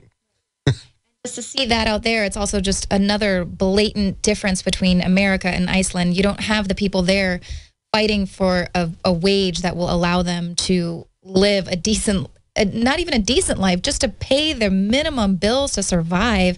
That's what they're asking for, and you don't really see that in Iceland. Well, and I really do feel sorry for the people that are there. I'm not trying to dump on people because they're working in fast food, and it is no longer really an entry-level position. And why, though? It's because the economy's been gutted by NAFTA, and it's now going to be gutted by the Trans-Pacific Partnership. We see the economic base of this country being taken out. But on the other hand, you can't just go out and vote yourself a raise. That is the kind of thinking that Obama does. He thinks that he can just speak a website into existence or buy it into existence with $600 million. I mean, it's probably the record amount that anybody has ever spent for a website ever. And it doesn't do anything. I mean, it's still just at the very basic, the best you could say is that some people are claiming that now the front end is collecting the data, but then they have no idea, and they're dropping hints that the back end of the system is throwing out garbage to all the insurance companies and healthcare providers. Well, don't you feel protected, though? I mean, all your information will not only go onto the internet, it'll be stored by the NSA, who's incapable of being secure, and then you go on and let the hackers in. Well, let the hackers in, That's why they're, paying off the insurers, because they're like, look, just take whatever you think you need to just figure this whole debacle out. You figure it all out on your end, and then we'll just pay you and figure it all out later. And who's really the paying? Solution? Well, we were going to talk about the police state and the burgeoning police state and kind of contrast that to Iceland. But since we're talking about economic issues, let's talk about the fact that Iceland is actually forgiving mortgage debt for their population. That's what we were all told was going to happen. That's what the congressmen were called in to the offices and told that if they didn't give the big bailout, that there was going to be riots in the street, and that those bailouts are going to be used to pay down mortgages. And of course, they could have paid off the mortgages of a huge percentage of the population. I forget what the amount was, but it was well over 50%. Exactly. But they're actually doing that in Iceland because Iceland didn't cave into the bankers. It's the only country in the world that didn't. Yeah, and they kicked them out. They said, get out of here. And they kicked out the politicians that couldn't be trusted, who were trying to get them to use their taxpayer dollars to pay off these too big to fail banks. And they were like, no. Yeah. They said no to a bailout. And, and contrast that to what's going on in Greece. Yeah, exactly. Where people, we had the report that then the World Health Organization walked it back, but their initial report, which I feel is more credible, their initial report said that there were people in Greece that were self-injecting themselves with HIV so they could get an additional stipend each month because they couldn't afford to eat. They couldn't get any health care. So having AIDS would give them better health care and give them an additional stipend. Now, they walked that back and said, well, but that, I believe, we'll go with the original information that came out from the organization and not with what they were told to walk it back with. We see that happening even with CNN. We see on Sunday, they go in and they test the new and improved website, and it crashes on them while they're testing it. And then the next day, their senior health advisor comes on and just gushes over how wonderful the front end of the Obamacare website is. So, I would go with the initial report from CNN on that. But talk about Iceland and the police state. Well, Monday, Iceland experienced their country is kind of in a state of mourning because they experienced for the first time ever since they became a country a police officer killed a citizen. First time ever. First time. So this is just incredible to them. So they're kind of in this state of It's incredible to me, too, having lived in the United States where the violence is so pervasive from the police and where they treat us as if we're not even a human like they are. Absolute contempt. Well, and their homicide rate in 2009 was 1. Wow. Wow. And the thing here, and another thing to just show how different it is, the police there, they issued an apology, and they said the police regret that this incident and would like to extend our condolences to the family of the man. They didn't say we were wrong in doing this, but they said it's, we're sorry. It's wrong to take a person's life. It's sad that it came to this. I mean, and then you compare that with what is happening in New York, where the police officers who fired into the crowd, both situations, the victim was mentally unstable, right? And so here in New York, they fired into a crowd and injured innocent bystanders. And instead of saying, oh my gosh, we're sorry, they're blaming the man who was unarmed, and they're making him take the blame and be sued. Oh, yeah. For those injuries. And he was unarmed. Did you see this report that we did earlier about this 14? You saw these pictures of this 14-year-old who was tasered in the face while he was handcuffed? I mean, isn't that amazing? And you see how... It's a child. Yeah, exactly, a child. And you see how both eyes are swollen. And they say that happened because he hit the sidewalk. It's his fault. He shouldn't have, been handcuffed and... Over less than $32 worth of shoplifting. That's the thing to me. It's the lack of proportionality to any of this. And the fact that there's never any accountability. Right. And that lack of accountability, no guilt, no apologies issued, it gives this God complex where they feel they can do whatever they want. Why do they even need to treat us as anything other than they're slaves that they can tase in the face and get away with it? Because there is no accountability. And now we're arming them even more. Giving them even more power. And in Iceland, the registered gun owners, there's actually 90,000 registered gun owners, and there's only, I believe, 350,000 people, maybe 325. I don't want to... Almost a third of their population has a gun. So are you suggesting that maybe if people had guns and I am absolutely had suggesting broad ownership of guns, that might do something to constrain the government? Are you suggesting that maybe if the banks don't run the country, that maybe it might be better for the citizens in Iceland? That. Yeah, I mean, it's a bold suggestion, but well, it's interesting because it is kind of like a little laboratory. It is what we've been talking about. It is what people, if they look at the problem, they can understand it, analyze it, and they know that this is really the way that it should go. But we can actually see it being played out here. It's just like we could see the difference between North and South Korea or between East and West Germany. We've had those opportunities in the past, or even between, say, Hong Kong and mainland China. We could see how when people were allowed to be free, to the extent that they were free, they were also had healthier lives, they were more prosperous, they were happier, they didn't have these kinds of police state, and yet it's the police state that I see being put on everybody. I was just amazed when I was watching, you were there in Dallas, Leanne, and when I was watching it, what was amazing to me was just the attitude of the police leading up to that confrontation. And the fact that there didn't seem to be any connection with Alex or anybody who would talk to them and ask them legitimate questions. I mean, he wasn't trying to trick them into some kind of a trick interview or anything. He would just ask them, where is such and such a place? Or where can I even go to file a complaint? I've been attacked. And they would just stare straight ahead and not talk to him. Yeah, they're no longer public servants. And I think that they're quite offended by that, where I think the initial definition to be a servant, we might think of slavery or something, but it's actually an honorable thing to serve. And so now they don't want to even be associated with serving you, a citizen. It's completely a 180 from where it used to be. And here we're talking Iceland. They're, almost a third of the population is armed, right? They have guns. The police are unarmed. There's one special task force that has guns, and they're rarely sent out. They were obviously sent out in this instance, but that's the difference. The people there are not afraid of their government. They're not arming themselves to overthrow a tyrannical government at some point. They're in control. They're the people that they vote to represent them are actually representing them and not the banks. Yeah. And even the police there that were in Iceland during the major protests that were going on were standing there. They weren't pushing, people around like Leanne. They weren't aggressive about it. They stood there and they stood the line, but they didn't have weapons. They had, I think they had spray and maybe bully clubs. They were just like, we're not going to move on the citizens. They stood there, and even if people were this close, they were nice about it. Go figure, Right. It was and then the whole idea that they had a revolution, that the people had a revolution with pots and pans. Wow, that's amazing. And we've seen that happen before. We saw that when East Germany came down. We saw that it was a peaceful revolution because people showed up peacefully, they were informed, and the police decided that for once they weren't going to shoot on order.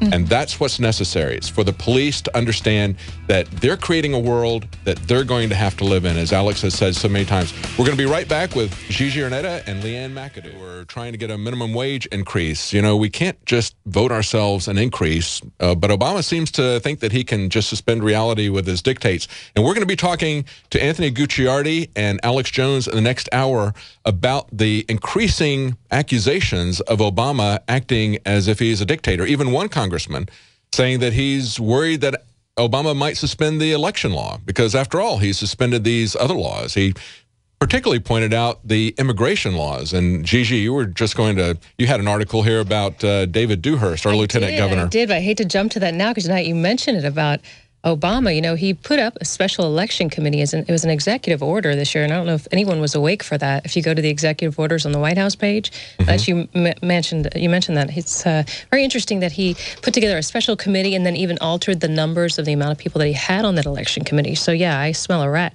And not only that, but they're talking about getting rid of the 22nd Amendment, which would allow him to become... Oh, yeah. They've been talking.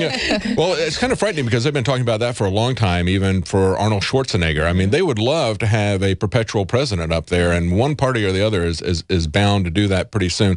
It's great having everybody in here. Like I said before, we have pretty much most of the Prison Planet TV crew in here, and it's important for you, if you're a listener, to support Prison Planet TV. It's something that you can share with other people. It's a great gift to give. But even if you just buy it for yourself, you can share it with up to 10 other people can listen to it. It's the way that we fund our organization here, the way we fund Prison Planet TV. And we've also got a brand new product. We've got Fluoride Shield. And all of us have water filters at home. We were just talking about this in the break, and Gigi was saying she's got a water filter at home. I do too. I love my water filter. I have the big one from ProPure, and I'm telling you, I live out in the country. Even though we have to get the municipal water in our house, let me tell you, that water is hard and icky. We run it through the filter, and it's amazing. It tastes so good. In fact, the first night that I had it, my husband poured one from the tap and then one from the filter just to see if I would know. I mean, that tap water basically came out of my nose. It was so awful. But the ProPure is amazing. It tastes so great. My son brought a glass of water to my wife the other night. We were sitting there getting ready to watch a movie, and she looked at it and she goes, "Did you pour that out of the faucet, or did you get that out of the filter?" And it's like, "Oh, I got that out of the faucet." No, it's out of the filter. I mean, you could see the difference. It was amazing. And of course, the water around here is pretty bad. But even if you don't live on a municipal filter, it gets out a lot of stuff that's in your water. But this Fluoride Shield is a new product for people because you can't get it all out with a water filter. Well, it's everywhere. It's in the bread that they're making. If you go to a restaurant, it'll be used in everything. Anyone that goes to get a latte from their favorite coffee, you're ruining it for people. It is everywhere. You can't take your ProPure with you everywhere. That's true. Yeah, it's in a lot of different things. So that's a new product at InfoWarsLife.com. And those are the ways that we support the operation, folks. If you like what we're doing here, if you find it helpful to get the information out, Prison Planet TV subscriptions, documentaries are there, as well as a nightly news show. And Leanne and Gigi and I all do that with Jakari Jackson. We're the hosts for that. And you can see our work there every night. We're trying to bring you news. And we were just talking about Dewhurst and how they're trying to beef up the border. What's going on with that? I mean, he's got a different approach than Obama. Just wants to ignore the immigration laws, but they want to essentially create something like a Berlin Wall down there. Well, he started with the whole TSA. We tried to get rid of the TSA here in Texas, but Dewhurst wouldn't have it. So here we go again. So he's talking about a $60 million upgrade to the Border Patrol. He's saying that they had a great 3-week initiative. It was called Operation Strong Safety. But now what he left out is in that strong safety that basically it also involved illegal searches. Hang on, we're going to continue this right after the break. We're going to be back with Gigi and Leanne, and we're talking about immigration control from the guy who had a career working for the CIA, about the increasing buzz in Washington about Obama becoming a dictator. We've got law professors, we've got people from long-standing, reputable think tanks that usually take a very conservative approach, even though, of course, they're partisan. And we have congressmen pointing out that if Obama can just suspend laws like immigration laws arbitrarily, then he can, of course, suspend the election laws. And that's a story on InfoWars right now.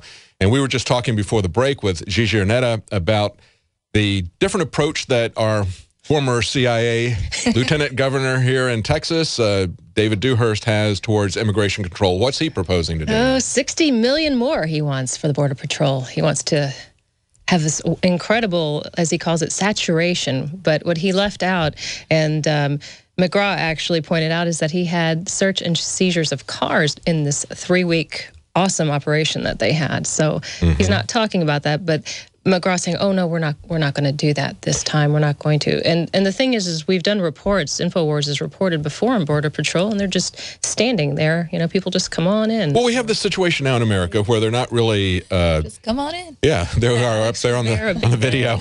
We got a guy just riding across the border, the Rio Grande there. We've got this situation now in the U.S. where once they find somebody that's an illegal immigrant, they don't even bother to send them back. And yet we have this Constitution-free zone within about 100 miles of the border where they're pulling people over and asking them for their ID. Getting intrusive, exactly. You know, just ordinary people stopping us in traffic, and it's like they did in Nazi Germany. That's always been the hallmark of tyranny, to stop people and ask them for identity papers. Oh, and the thing is he's wanting to, you know, the 60 million is nothing to sniff at. That's a lot of money, and you know who's going to pay for that. Although I have to say, there's a quote I'd like to give you, a Dewhurst quote here. It says that he said, "When we get through with the final price tag, I'm going to send an invoice to President Obama." So kind of. There we go. Well, he can pay that with all of those. To the taxpayers, I guess. Yeah. They can borrow the money and send that to Texas, I guess. But I guess getting back to the point where if he's going to beef it up and saturate it, that means that they're going to do even more of these police state tactics that they've been doing. And it's not, growing up looking at these Nazi Germany things, it was always a hallmark when they went into a country and they occupied it, and they would stop people on the sidewalk and they would say, "Your identity papers, please," and all this stuff. Right. You even see it with the remakes of Red Dawn, okay? How do they depict tyranny? Well, of course, everybody knows how you depict tyranny. You stop people when they're going about not doing anything. You make them guilty. You make them prove their identity to you, and you collect their papers. So they have checkpoints where they're looking at people's identity papers. That's the archetype for tyranny. And that's what they're doing throughout Texas and elsewhere. Ron Paul and others have said, if you're going to block the borders, if you're going to turn it into a police state at the border, understand that's going to be used against you as well. Right, and Rob Dew pointed out he was actually there taking that footage of the guy crossing back and forth over the Rio Grande, and the cops that were there were actually ticketing. They weren't ticketing the people coming back and forth across the border. They were ticketing the young students, the young law students that were there at the hot springs. So because they knew that they could, get their quota met and get paid off by these college kids. So they're not beefing up Border Patrol to stop, illegal immigration. Everything is a head fake. It's just like, we're going to raise your minimum wage by 50%, but oh, by the way, we're going to double the gas tax that you pay the feds. And keep track of your miles. Well, and that's why they want to raise, Obama's like, we're going to raise the minimum wage, is because they need those low-income people to pay off their Obamacare premiums. Like, it's not to help you. It's just like, okay, sorry, I've implemented this new tax and this new law, so we need to make sure you can pay it. Absolutely. Well, thank you so much for coming in. We got Gigi Arnetta and Leanne McAdoo, part of the staff of Prison Planet TV, and you can support that operation with a subscription, and you can get a Christmas special right now, only $39.95. So help support the operation. We're going to be right back with Anthony Gucciardi, and we're going to be talking about Obama in his new role as dictator, as people are increasingly seeing him. Stay tuned. We'll be right back. News breaking today. We've got China saying that they would love to create a Death Star on the moon. That's a story that's on InfoWars from Paul Joseph Watson. And, of course, Obama is going around talking about how he wants to raise the minimum wage to help the working poor, even though it's his quote-unquote affordable health care that's causing most of the working poor to lose their full-time jobs. And, of course, doubling the federal tax on gasoline at the same time adding a new tax to track people the number of miles that they drive. That's something that's not really going to help out the working poor too much, is it, Anthony? No, absolutely not. And more specifically, this new major story that Obama, his powers are so unprecedented that even congressmen now are saying Obama is enacting dictatorial powers by saying that, yes, I'll follow some laws, but overall, I'll do anything I want. Yeah. And the key thing here is, yeah, some of the Congress people are saying he could become a dictator. You know, he could choose to suspend election terms and everything like that. But the reality is he's already enforced dictatorial powers. Yes. We have proof of that. Right now, we're going to go over it, specifically what he's done. So if someone ever comes up to you and you're in a debate or you need to show someone what's going on, this is the key. That's right. Obama has already said the Constitution doesn't matter. He has already used dictator-style powers to go ahead and do anything he wants. And they do it with this straight face. And they act like it's no big deal, from the NSA spying on you at all times to the DHS saying you have no constitution, literally. They're doing this over and over again and getting away with it because the people aren't freaking out enough about it. And even when they do, Obama just gets away with it. So why can't he suspend the election? Why can't he say, okay, I'll run again? You know, why can't he do anything? He could literally declare himself a dictator today and probably get away with it if we let him. That's why we need to push this into the actual news and make it a headline. But go ahead. Absolutely. Look at just the Indefinite Detention Act, where he signed that midnight on a New Year's Eve holiday, said, don't worry, I'm not going to use it. But I mean, that was totally unconstitutional to start with, to say that they could pick up people and not charge them with anything and hold them indefinitely as part of the NDAA. So we see an infrastructure of tyranny that's being built, but he's actually ignoring laws that are already in place. I mean, it's not, some of this stuff is an infrastructure that he's building, which can and will be used either by him or by other presidents. But there's other areas where he's actually already violating the law. Every single time they say, don't worry, this is just for this thing. We're not going to use it for this and that. Like the TSA now going to football stadiums. Every single time they say that, it's a guaranteed 100% lie, and it's the opposite of the truth. Look at example. The Department of Homeland Security said that, they're going to look at the border to specifically combat, immigration crimes and everything like that, the drug trade, and passed it off as this good thing. Then they come out and say 100 miles from the border, including oceans, everything within 100 miles of the border is a Constitution-free zone. The Fourth Amendment does not exist. The Constitution does not exist because it's on a border of the United States, which is complete bogus. I have an image here, if we could get a shot, where it shows this 100-mile border. A 100-mile border that suffocates cities like Houston and, cities like Los Angeles and Philadelphia and Tampa, Florida, and St. Petersburg, Florida. That's not the border of the United States, but they still say it is. So they can get away with anything. On this border, you don't have a constitution. We're only a couple hours away from these constitution-free zones. And Obama permits this and supports it, and the DHS reviewed itself and said it's 100% constitutional because, don't worry, it's a border. And that's just one of the many things that Obama has supported, shows 100% dictatorial powers against the Constitution, against the people, and we should just give him another term. Well, if you're going to set it up at 100 miles, why not make it 200 miles or 500 miles or 1,000 miles and call that a border? I mean, you let them set up this arbitrary border, and as we heard in the last segment, Rob Dew was saying, Leanne related the story about what Rob Dew saw at the border when he was there with Alex, filming people going back and forth freely, and the border people were not doing anything about it. The authorities were not doing anything about that. Instead, what they were doing was harassing American citizens over petty violations over on the other side. They were totally ignoring that law, and that's the thing, how selectively they're enforcing it. Let's just put it like this. I needed to renew my passport, and I was told by the people down at the Capitol building, oh, if only if you were an illegal immigrant, you'd be way quicker. I mean, they don't even care. They only target us, the actual law-abiding citizens, over and over again. That's right. But this goes to, it's kind of like the general public is a piñata. And Obama has this massive aluminum bat, and he's just whacking it. And the candy's coming out every single time, just destroying the Constitution. Every hit is a strike against freedom and liberty. And if you can get away with it, the whole piñata is just going to break open into a bunch of candy, and they're all going to eat it. But what then? The thing is, we have to actually do something, and we can push this into the media. That's what this segment is about, going over the blatant crimes of the Obama administration and Obama himself and saying, hey, he already is a dictator. We can get him on this. We can actually go ahead and forward this saying, hey, we don't want a dictator. We don't want this. And guess what? We have control. Here's one. Obama gives himself control of all communication systems in America. Specifically, he used an executive order. This is from RT. It's all over the news, though. And those have exploded under Obama. Yeah, this was back in 2012. He used an executive order to give the federal government control of all communication systems. Of course, they say, it's an emergency. They say he signed an executive order on Friday allowing the White House to control all private communications in the country in the name of national security. He released his latest executive order on Friday, July 6th, a 2,000-word statement offered as the assignment of national security and emergency preparedness communications functions. And here it is for TV viewers, the actual executive order on the White House website.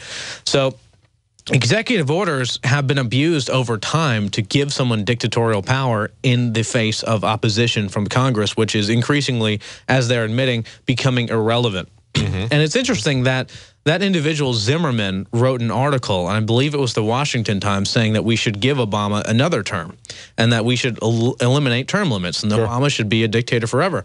Well, he was looking at the history of the United States back to Washington and saying that, yeah, all these good people would have, look how good it would have been if Washington could have been president for longer and all those things.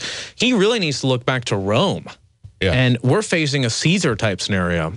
The Roman rulers were actually given certain terms of power until, individuals like Caesar came along and became absolute dictators. Sure, if George Washington was maybe a president for another term, that might be a good thing. But then you're skewing the lines of the Constitution, skewing the lines of reality, saying, sure, one good person can come along, but what about that one corrupt person that's in power for hundreds of years? Everything the founders understood about Roman history and incorporated it into this country is now being backpedaled on. And they're saying, but we've had it so good for so long, everything's going to be fine, as they're completely dismantling the Constitution, the Fourth Amendment, using executive orders to control all communications over and over again, saying you don't live in a Constitution area, stripping your Fourth Amendment rights, and we're supposed to believe that and allow him to prove himself in another term. And he's going to probably do it if you made the analogy to Rome.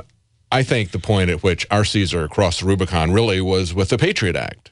And we see with that, and of course that was our predecessor, but each successive president, this is not a partisan political thing, and people need to understand that this is very deep. It's into the entire infrastructure of the bureaucracy. It's the long-range planning of the corporations that are running this. Obama is far worse than any of the presidents before him, but I think we're going to continue to see, regardless of which party it is, we're going to continue to see this get worse and worse each time because we've allowed them to lay the infrastructure for tyranny, to assert that we are in a war on terror, which is a quote-unquote worldwide war, and that includes America as a battlefield. That's a rationale for the Indefinite Detention Act. So if they can assert that we're at a war that's going to last forever with an enemy that is not really defined, then they basically have set up for themselves a carte blanche situation to pull off anything in this country.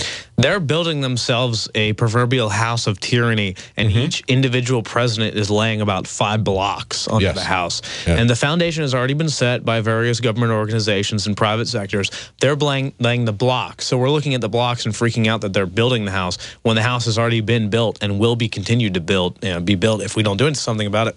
And the key is, we can push this into the mainstream media, though, and make this a talking point, as we've done time and time again. Remember when Obama almost brought us into war with Syria, into a potential World War III scenario? That's right. Obama himself was out petitioning for it and saying we need to do it, and we need to attack Syria, even though 100% pretty much confirmed the gassings were on behalf of the Obama-backed Syrian rebels who go around and behead Christians in public squares and bathe in their blood and laugh about it.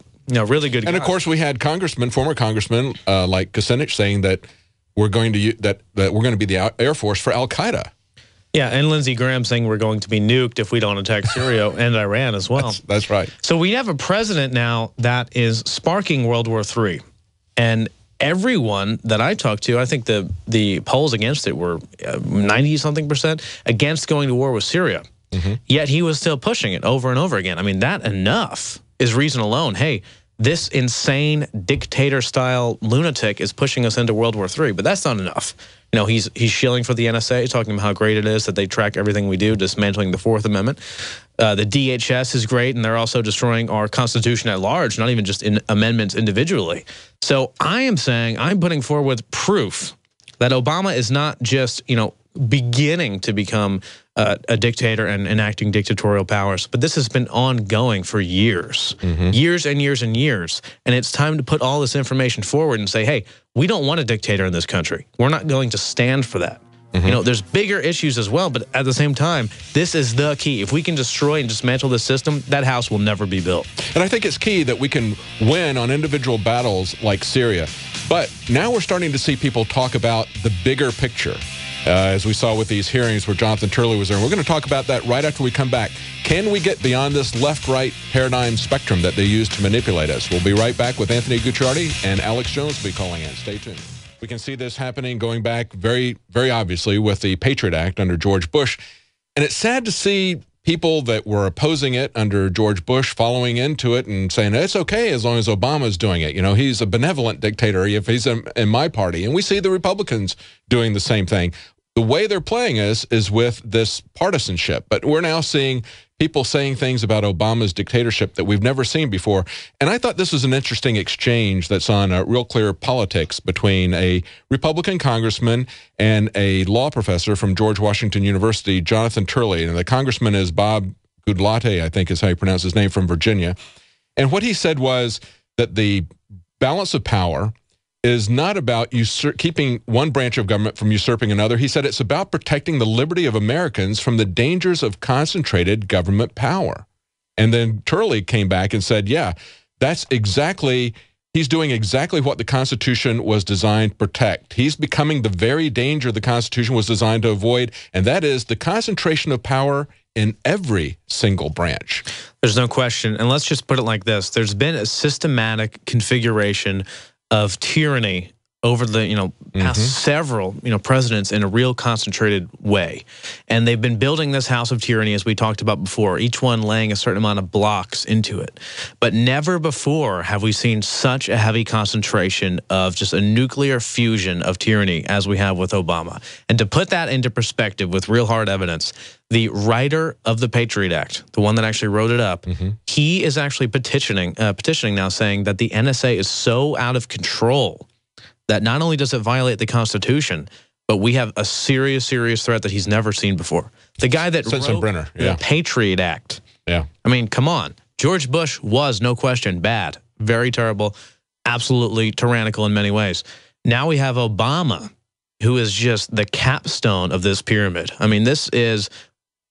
It's a whole new level. If we see Fast and Furious, we see Benghazi, and then even James Clapper and others lying under oath to Congress, nothing happens to anybody. No matter what crimes they commit, nothing ever happens to anybody under this Justice Department. So we're there. They've given themselves that power. I think the only hope is if people can not give someone a pass because they happen to be of the same tribe as them. Well, and that kind of tribalism is partisan politics as well as identity politics. That's right. And the good news is, though, at the same time, we are reaching millions of people and they are waking up and understanding all of this. And the key is, like a sharp razor cutting through all the rhetoric and getting to the reality of it and pushing it past through the mainstream media and understanding everything. But when we live in a world where when I go to the NSA data center in Utah and can't even go to the parking lot without getting arrested and threatened to be eaten by their dogs, I don't think that's a good thing. And the only mainstream media that picks it up is the Salt Lake City Tribune, and they asked me if I was trying to attack the NSA officers when I'm literally standing in a parking lot, all documented on live stream. And they said, well, were you trying to provoke them and attack them? No, I wasn't trying to provoke them and attack them. I was trying to ask them a few questions and see if I get into this data center where they're spending billions and just having power failures and everything to see what's going on, like a very bad American that I am. Well, we saw that in Dallas as well. We saw the Dallas Morning News come out and do basically a hit piece on Alex and the InfoWars crew that was there. Instead of being angry about the fact that the Dallas city government had shut down free speech, the free exercise of free speech, and you would think that a press organization would stand up for that. But instead, they attack other journalists who are protesting the attack on free speech. Yeah, which is funny because I actually spoke to one of the journalists from the Dallas Morning News, and she seemed to be very supportive at the time. And then she went back, and I guess her bosses told her, you better not do a good story on them or you're going to be fired. So that's simply how it goes in this situation. But my thing also is seeing what people are watching on television. They embody the main characters that are presented to be cool in television. One example is this show that's really popular now called Community. And always the main character, the male in it, is always this docile, apathetic loser that is propped up and all of the girls want him. So when men watch the show, or women watch the show, they see this docile male that has no care about anything. I mean, literally in these television shows, someone could be killed right next to them, or, something horrible could be happening, but it's cool to not care. It's cool to be apathetic, and it's cool to go through life like a zombie and just have pure apathy. And the women in the shows gravitate towards that. Of course, in real life, it's the complete opposite, but they aspire to be that. It's cool. And people think that they're not stupid enough to think, oh, I can't be influenced like that.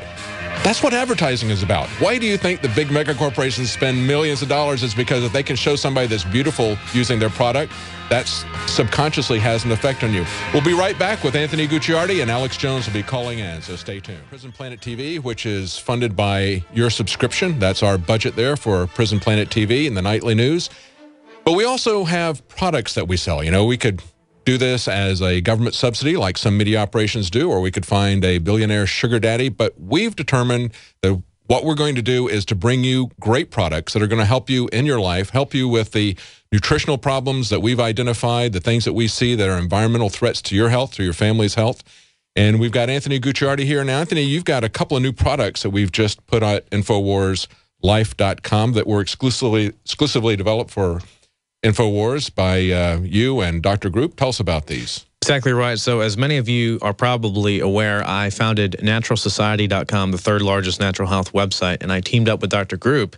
And ultimately, in what I found to be, years of research and Dr. Group's multiple decades of research, one of the things I realized was that there's no supplement that rips fluoride out of the body, because we're constantly being exposed to it. Even if you're not drinking tap water, you're eating organic food, which oftentimes is made with sodium fluoride laden water. The bread in organic products, what do you think they're using to roll it all together? It's the sodium fluoride based water supply almost every single time. The vegetables that you buy at Whole Foods that are sprayed with mists of water, that's tap water. That's right. I'm exposed to sodium fluoride on a daily basis, and you are as well, David. And the thing was, I asked Dr. Group, could it be possible to develop a fluoride shield, a fluoride detox, fluoride cleanse product?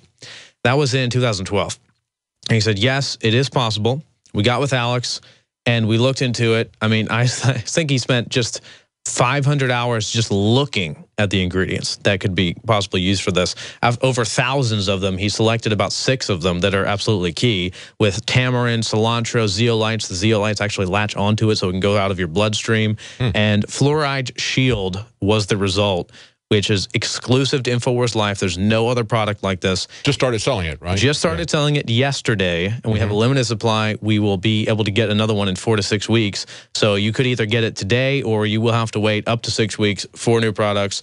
I've been taking the test version and this version. My thing is, it tastes really good.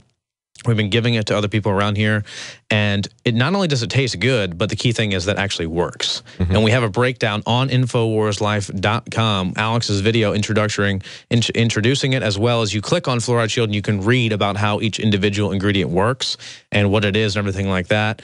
As always, non-GMO, made in the United States, vegan, not tested on animals, gluten-free, across the board, the best products we could possibly find, organically sourced and grown ingredients. And then, see, we've never done this before, but this is a dual launch, 2 key products. But the problem is Super Male Vitality, we don't want to push it too hard because we only have a very, very tiny amount of this. And Super Male Vitality is, in my opinion, the key thing that's getting my health back on track when it comes to exercising. I actually, as some of you may be aware, used to really be into working out, used to really be into natural health, which I still am. But since I've been so distracted by this madness in the world, I've been gaining a little weight. I've been losing my muscle mass. I used to have 17.5-inch arms. They've gone down substantially. And I was, depressed for a while because I've lost all my muscle mass and everything. I've been taking the test version of Super Male Vitality for about a couple months now. And my thing is, when I wake up, I actually want to go to the gym. That's a breakthrough for me. And I'm so glad that I was able to work alongside Dr. Group, bring it to Alex, develop these key products. I encourage every single person to check out at InfoWarsLife.com the Fluoride Shield and Super Male Vitality, even if you can't afford to buy it at InfoWarsLife.com, even though the prices, Alex absolutely asserted, he said, there's no question we need to give them literally lower than the prices you guys are recommending. Over and over again, he said, I'm not going any higher. which is crazy because if you look at our production costs, we're not even making that much, but he just demanded it, which was awesome, and he's a really good guy for that. But you just go to InfoWarsLife.com. You can read about the products, and also, though, there's some tips to enhancing your health naturally that don't even include these. So just go to InfoWarsLife.com, and you can read all about it. Survival, Super Male Vitality, Fluoride Shield, and then, of course, Survival Shield is also still up there, the nascent iodine. That's great. It's a win-win situation, something that's good for you, help you with your health, and something that funds our operation. That's the way we fund our operation. InfoWars Health, InfoWarsLife.com. Exactly. Right? Okay. Now, we were talking just before the break, we were talking about how they're modeling for people and how effective that is to model behavior in these programs to alter the way people think about themselves, the way they interact with people in society. Well, it's actually funny. It's related to Super Male Vitality. They're turning all the key characters on major network shows into these effeminate males who not only don't want to have any ounce of masculinity, and then they make the women actually really attracted to that. Just look at Justin Bieber. I mean, literally the key effeminate male. He's actually pretty old. He looks like he's 10 years old. They have these television shows, though, where the main characters are apathetic, they're dumb, they're depressed, and they are complete losers by design. And then they go around and they don't care about anything, and they don't care about the women, they don't care about their friends, they treat their friends like crap. And then the women in the show are like groveling to them and think, in the show, of course, in real life, it's the complete opposite, but in the show, it makes it look like that's sexy and that's cool. So at a subconscious level, if you watch television, and it's not bad to watch a show here and there, but if you're watching television all the time, you're subconsciously soaking this in like a sponge, whether you know it or not. And you're going to go out and you're going to demonstrate, you're going to project many of those qualities as what you see on television, those cool guys on television that get all the girls, especially. But of course, the programmers don't want people with vitality, with energy. No, that's one of the reasons why they're increasing the diagnoses of ADHD, and that's why they're giving Ritalin to so many, and especially to males. It's a multi-pronged attack. Yes. They want drones of zombies that don't care about anything. And they want to make it cool to not care. And that's one of the reasons we're seeing massive defeats. But at the same time, waking people up and activating their brain receptors, they're coming out and being key winners in this entire fight. Then those people, if they can catch them young enough, they will give them, ADD pills and Ritalin and everything like that and Prozac. But we are ultimately breaking through the programming, and if we can have people realize this, the subconscious will not actively engage in it in such a deep level. So if they realize when they're watching the television, oh my God, this guy's a loser. I don't want to be like this guy at all. I want to go out and be passionate. Look at people like Tony Robbins. I'm not a huge fan of anything, but those kind of people go out and they uplift people. And, some of it's good, some of it's bad. But overall, those people come out and they're successful. Why? Not even because of training programs, not even because of seminars, because they live passionately. Yes. If you are passionate about something, you care about something, you get your health on track, you will win. You will succeed every single time if you're passionate. The sad thing is the elite are passionate. Yeah. We have to be 10 times more passionate. And they're passionate to have a passive, submissive society, a society of zombies. That's really what they're trying to do. Whether they can do it with propaganda on television, modeling the behavior for people, or whether they can do it with chemicals, that's their design. They don't want competition from people. Stifle all individuals' thought, stifle all passion, all desire and engagement. Have people living at this like low-level zombified state, and you will win. The way to defeat people is to care, even if it's caring about something dumb, even if it's caring about a little activity or your local area, anything. That breeds more passion and overall passion of a nation to get rid of Obama, to impeach Obama, to fight tyranny, to reconquer liberty will meet major success. Absolutely. Let's take a few calls here. We've got David in Kentucky. He's been hanging on for a while. He wants to talk about the police story. David, are you there? Yeah, I'm here. What have How you got? doing? Doing good. Well, basically yesterday I got pulled over, and the cops wanted to check my papers. Everything came in order, and they followed me for about 2 miles trying to find a reason to pull me over because my license plate say New Mexico, where my dad owns the car, but they said the bracket was black in New Mexico. Well, they go through their questioning of me and my fiance, and once they get to the point of saying, is there any narcotics or weapons we should know about? Of course, I said no, because there wasn't. They said, well, do you mind if we take a look? I said, well, I'd like to exercise my right of, I was mistaken at the time. I said, because I was a little nervous, I said, my Fifth Amendment right of illegal search and seizure. Then they started laughing at me and said, do you even know what right you're talking about? I said, it doesn't matter what right I'm talking about. I know I have the right to tell you no to illegal search and seizure. They got completely mad and said, so does that mean you have something to hide? I said, no, I'm exercising my right, and I would like to be on my way. And I had to tell them about 4 times before they finally let me go. Oh, they did let you go. So they knew perfectly well which Constitution. They knew it was a 4th Amendment, not the 5th Amendment. They knew which ones they were going to violate, and they're not going to let you assert. But they did. I'm surprised that they actually let you go. That's great. That's great that you stood up for it. It seems like even standing up a little bit to some of these police officers, they're literally like shaking and afraid. They don't know what to do. But what's interesting, though, is I've never had a police officer ask me if I had narcotics or weapons in the car ever. It seems like if you're assertive with them, but also nice and just say, I actually know my rights, they won't mess with you in many ways. But at the same time, some of the real power-tripping people, if you even mention the Constitution, they'll, like, kill you. Yeah, yeah. That's why it's important to have some film backup. I like the idea of having one of these online subscribing services like Ustream that we use for Dallas. I mean, if you pay for a subscription to some of these things, you can get a live stream, and you can say, you're live right now on television. I've got people who know me, and it's going to be recorded. And that's the key thing, because they can take that phone away from you. So get some kind of subscription service, and there's several of them out there where it actually saves what you recorded as you're doing it. I think that's a key thing. Thanks, David. Let's go to Gray in Washington. Gray? Hey, Gray? Yeah, here. Hey, how you doing? Oh, great. I'm an artist living up in Seattle. I spend a lot of time thinking about what we I think you're on a speakerphone, Gray. Can you take that speakerphone off? Sure. Yeah, that's much better. Thank you. Go ahead. I'm an artist up in Seattle. I spend a lot of time thinking about the tyranny we live under and what we can do about it. I feel most people are unaware of it, but so it's kind of up to us who are aware of it to do something. So I came up with a mantra after much meditation, and that is, I refuse to participate in crimes against myself or others. And I think on religious grounds alone, that's about all we have left. And when they divorce our rights from us, we're dead. Yeah, that's right. And so we have to not feed the monster. That's right. It's very important that we stop and think about it. We've created this monster as well with our apathy. And I think that, it's time for us to fill up the jails.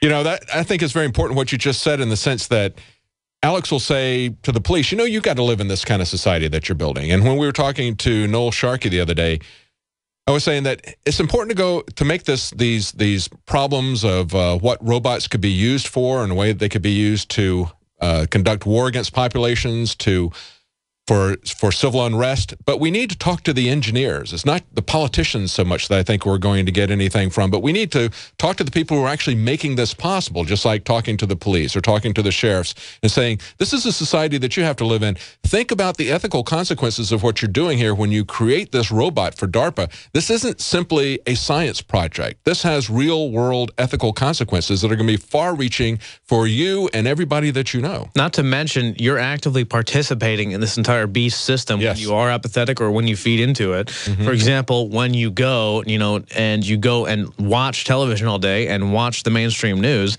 you're feeding into their advertising market. Or, you're reading the garbage mainstream news on a daily basis, and you're not sharing real alternative media. That's right. We can dominate them and completely destroy them, but it requires readers. It requires a massive fan base, which Alex has here on, the Alex Jones Show, and also on InfoWars and everything like that. And even, smaller alternative websites are just blowing up.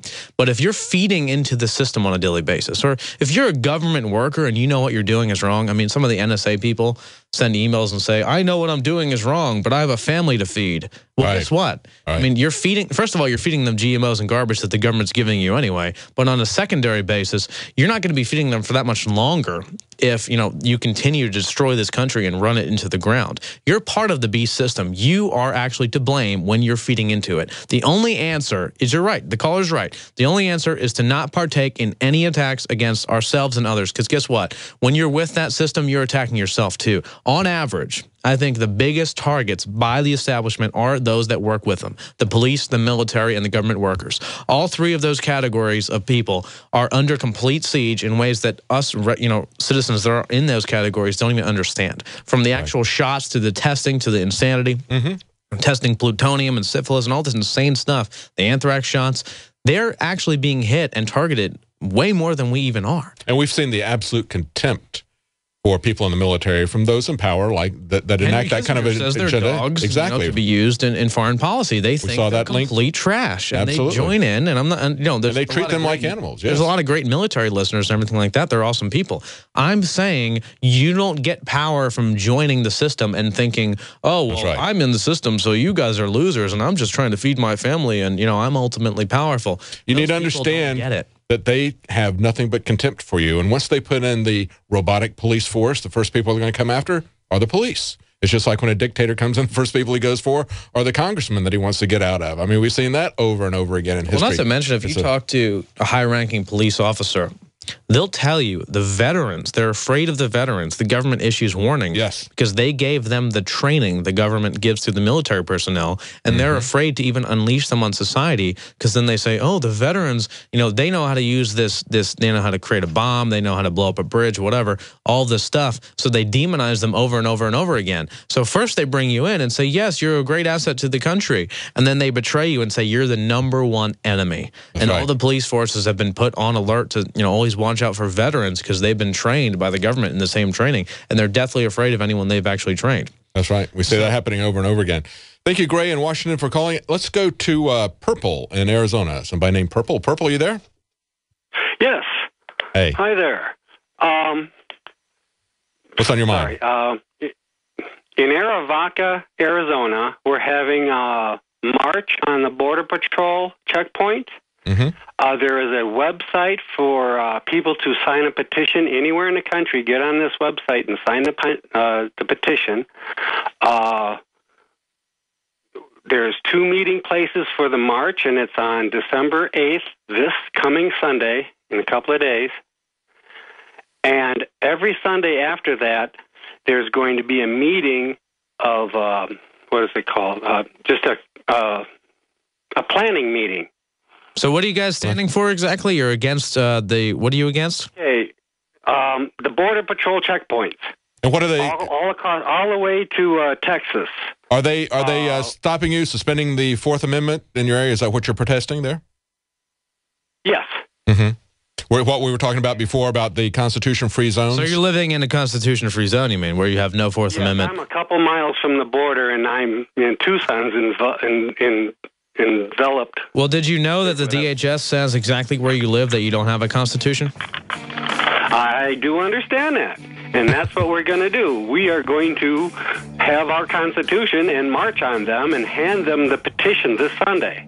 Well, that's great. I had somebody call when we were doing the show last week, and they were talking about moving against the NSA over the fact they're using 1.7 million gallons of water from a local community. That's something that the 10th Amendment Center is running, and I interviewed them on the nightly news. Yeah. So check that out. Local activism is very important. We'll be right back. Phone calls. Let's go to Ryan in West Virginia. Ryan. Hi, guys. Hey. Hi, guys. What you got? I'm a college student here at WVU in Morgantown, and a couple callers ago, a guy called in about a cop issue, and this was not what I was originally calling in about, but I was pulled over one night for not having my headlight was out, which was, a reason to be pulled over. The cop insisted that he smelled marijuana in my car, which was not the case. It was a little after midnight. Then he proceeded to say that I was nervous. And whenever he asked to search the car, I said, "Don't you need a warrant?" And he said, "Well, no, I'm just asking for permission." And I said, "Well, you don't have it." I said, "Because you're making this up."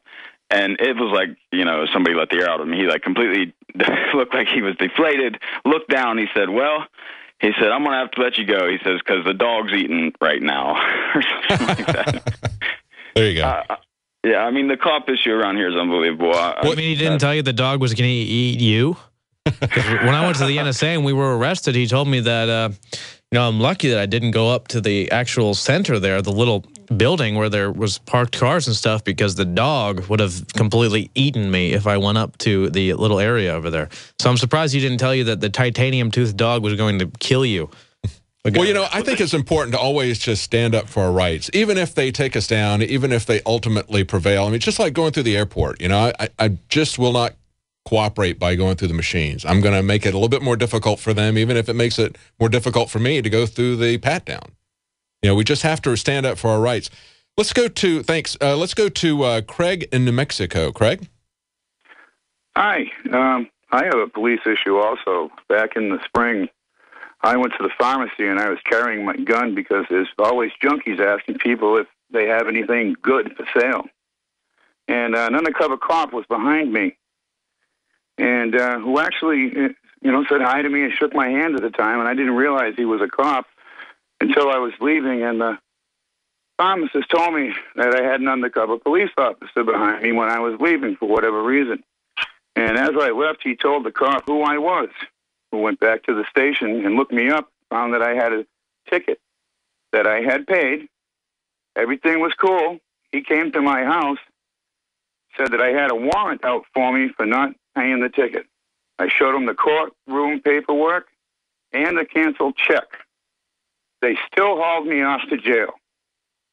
They charged me $282 to get out. And they also, when I went to get the money back, they told me that they had $280 worth of fees, and if I wanted to fight it, I had to sign this paperwork, which basically put me on probation. Wow. Telling them I had to give them a urine test, I was subject to search and seizure, and this is what they put me through at the station also. Wow. And the treatment at the station was unbelievable. Well, that's what we see over and over again. That's what we see over and over again, Craig, is that they will add additional charges to people. You're talking about them coming after you. There was a businessman just outside of Atlanta, and somebody called the police because there were a lot of indigent people that were laying out on the sidewalk. They called the police to deal with that. He had a permit to carry a gun. It was his property, and they arrested him for loitering. They didn't want to. He said, "I've got a gun." They told him that he had a gun when they asked, and he said, "I've got a permit for that." They didn't care. They took that. They even towed his car. So it's amazing. We see that over and over again. Every single time, and then you actually stand up and you win. But it's only by exposing these people are we able to defeat them. And the way we do that is by supporting the operation here. As I mentioned before, we got a Christmas special for the nightly news for Prison Planet TV, because Prison Planet TV is a lot more than just the nightly news. It's where you'll see me and Jakari Jackson, who was on earlier with a Man on the Street interview. You can support that, and right now you can get that as a Christmas special for $39.95. So that's a great deal, and you can share it with other people. We'll be back tomorrow. Stay tuned.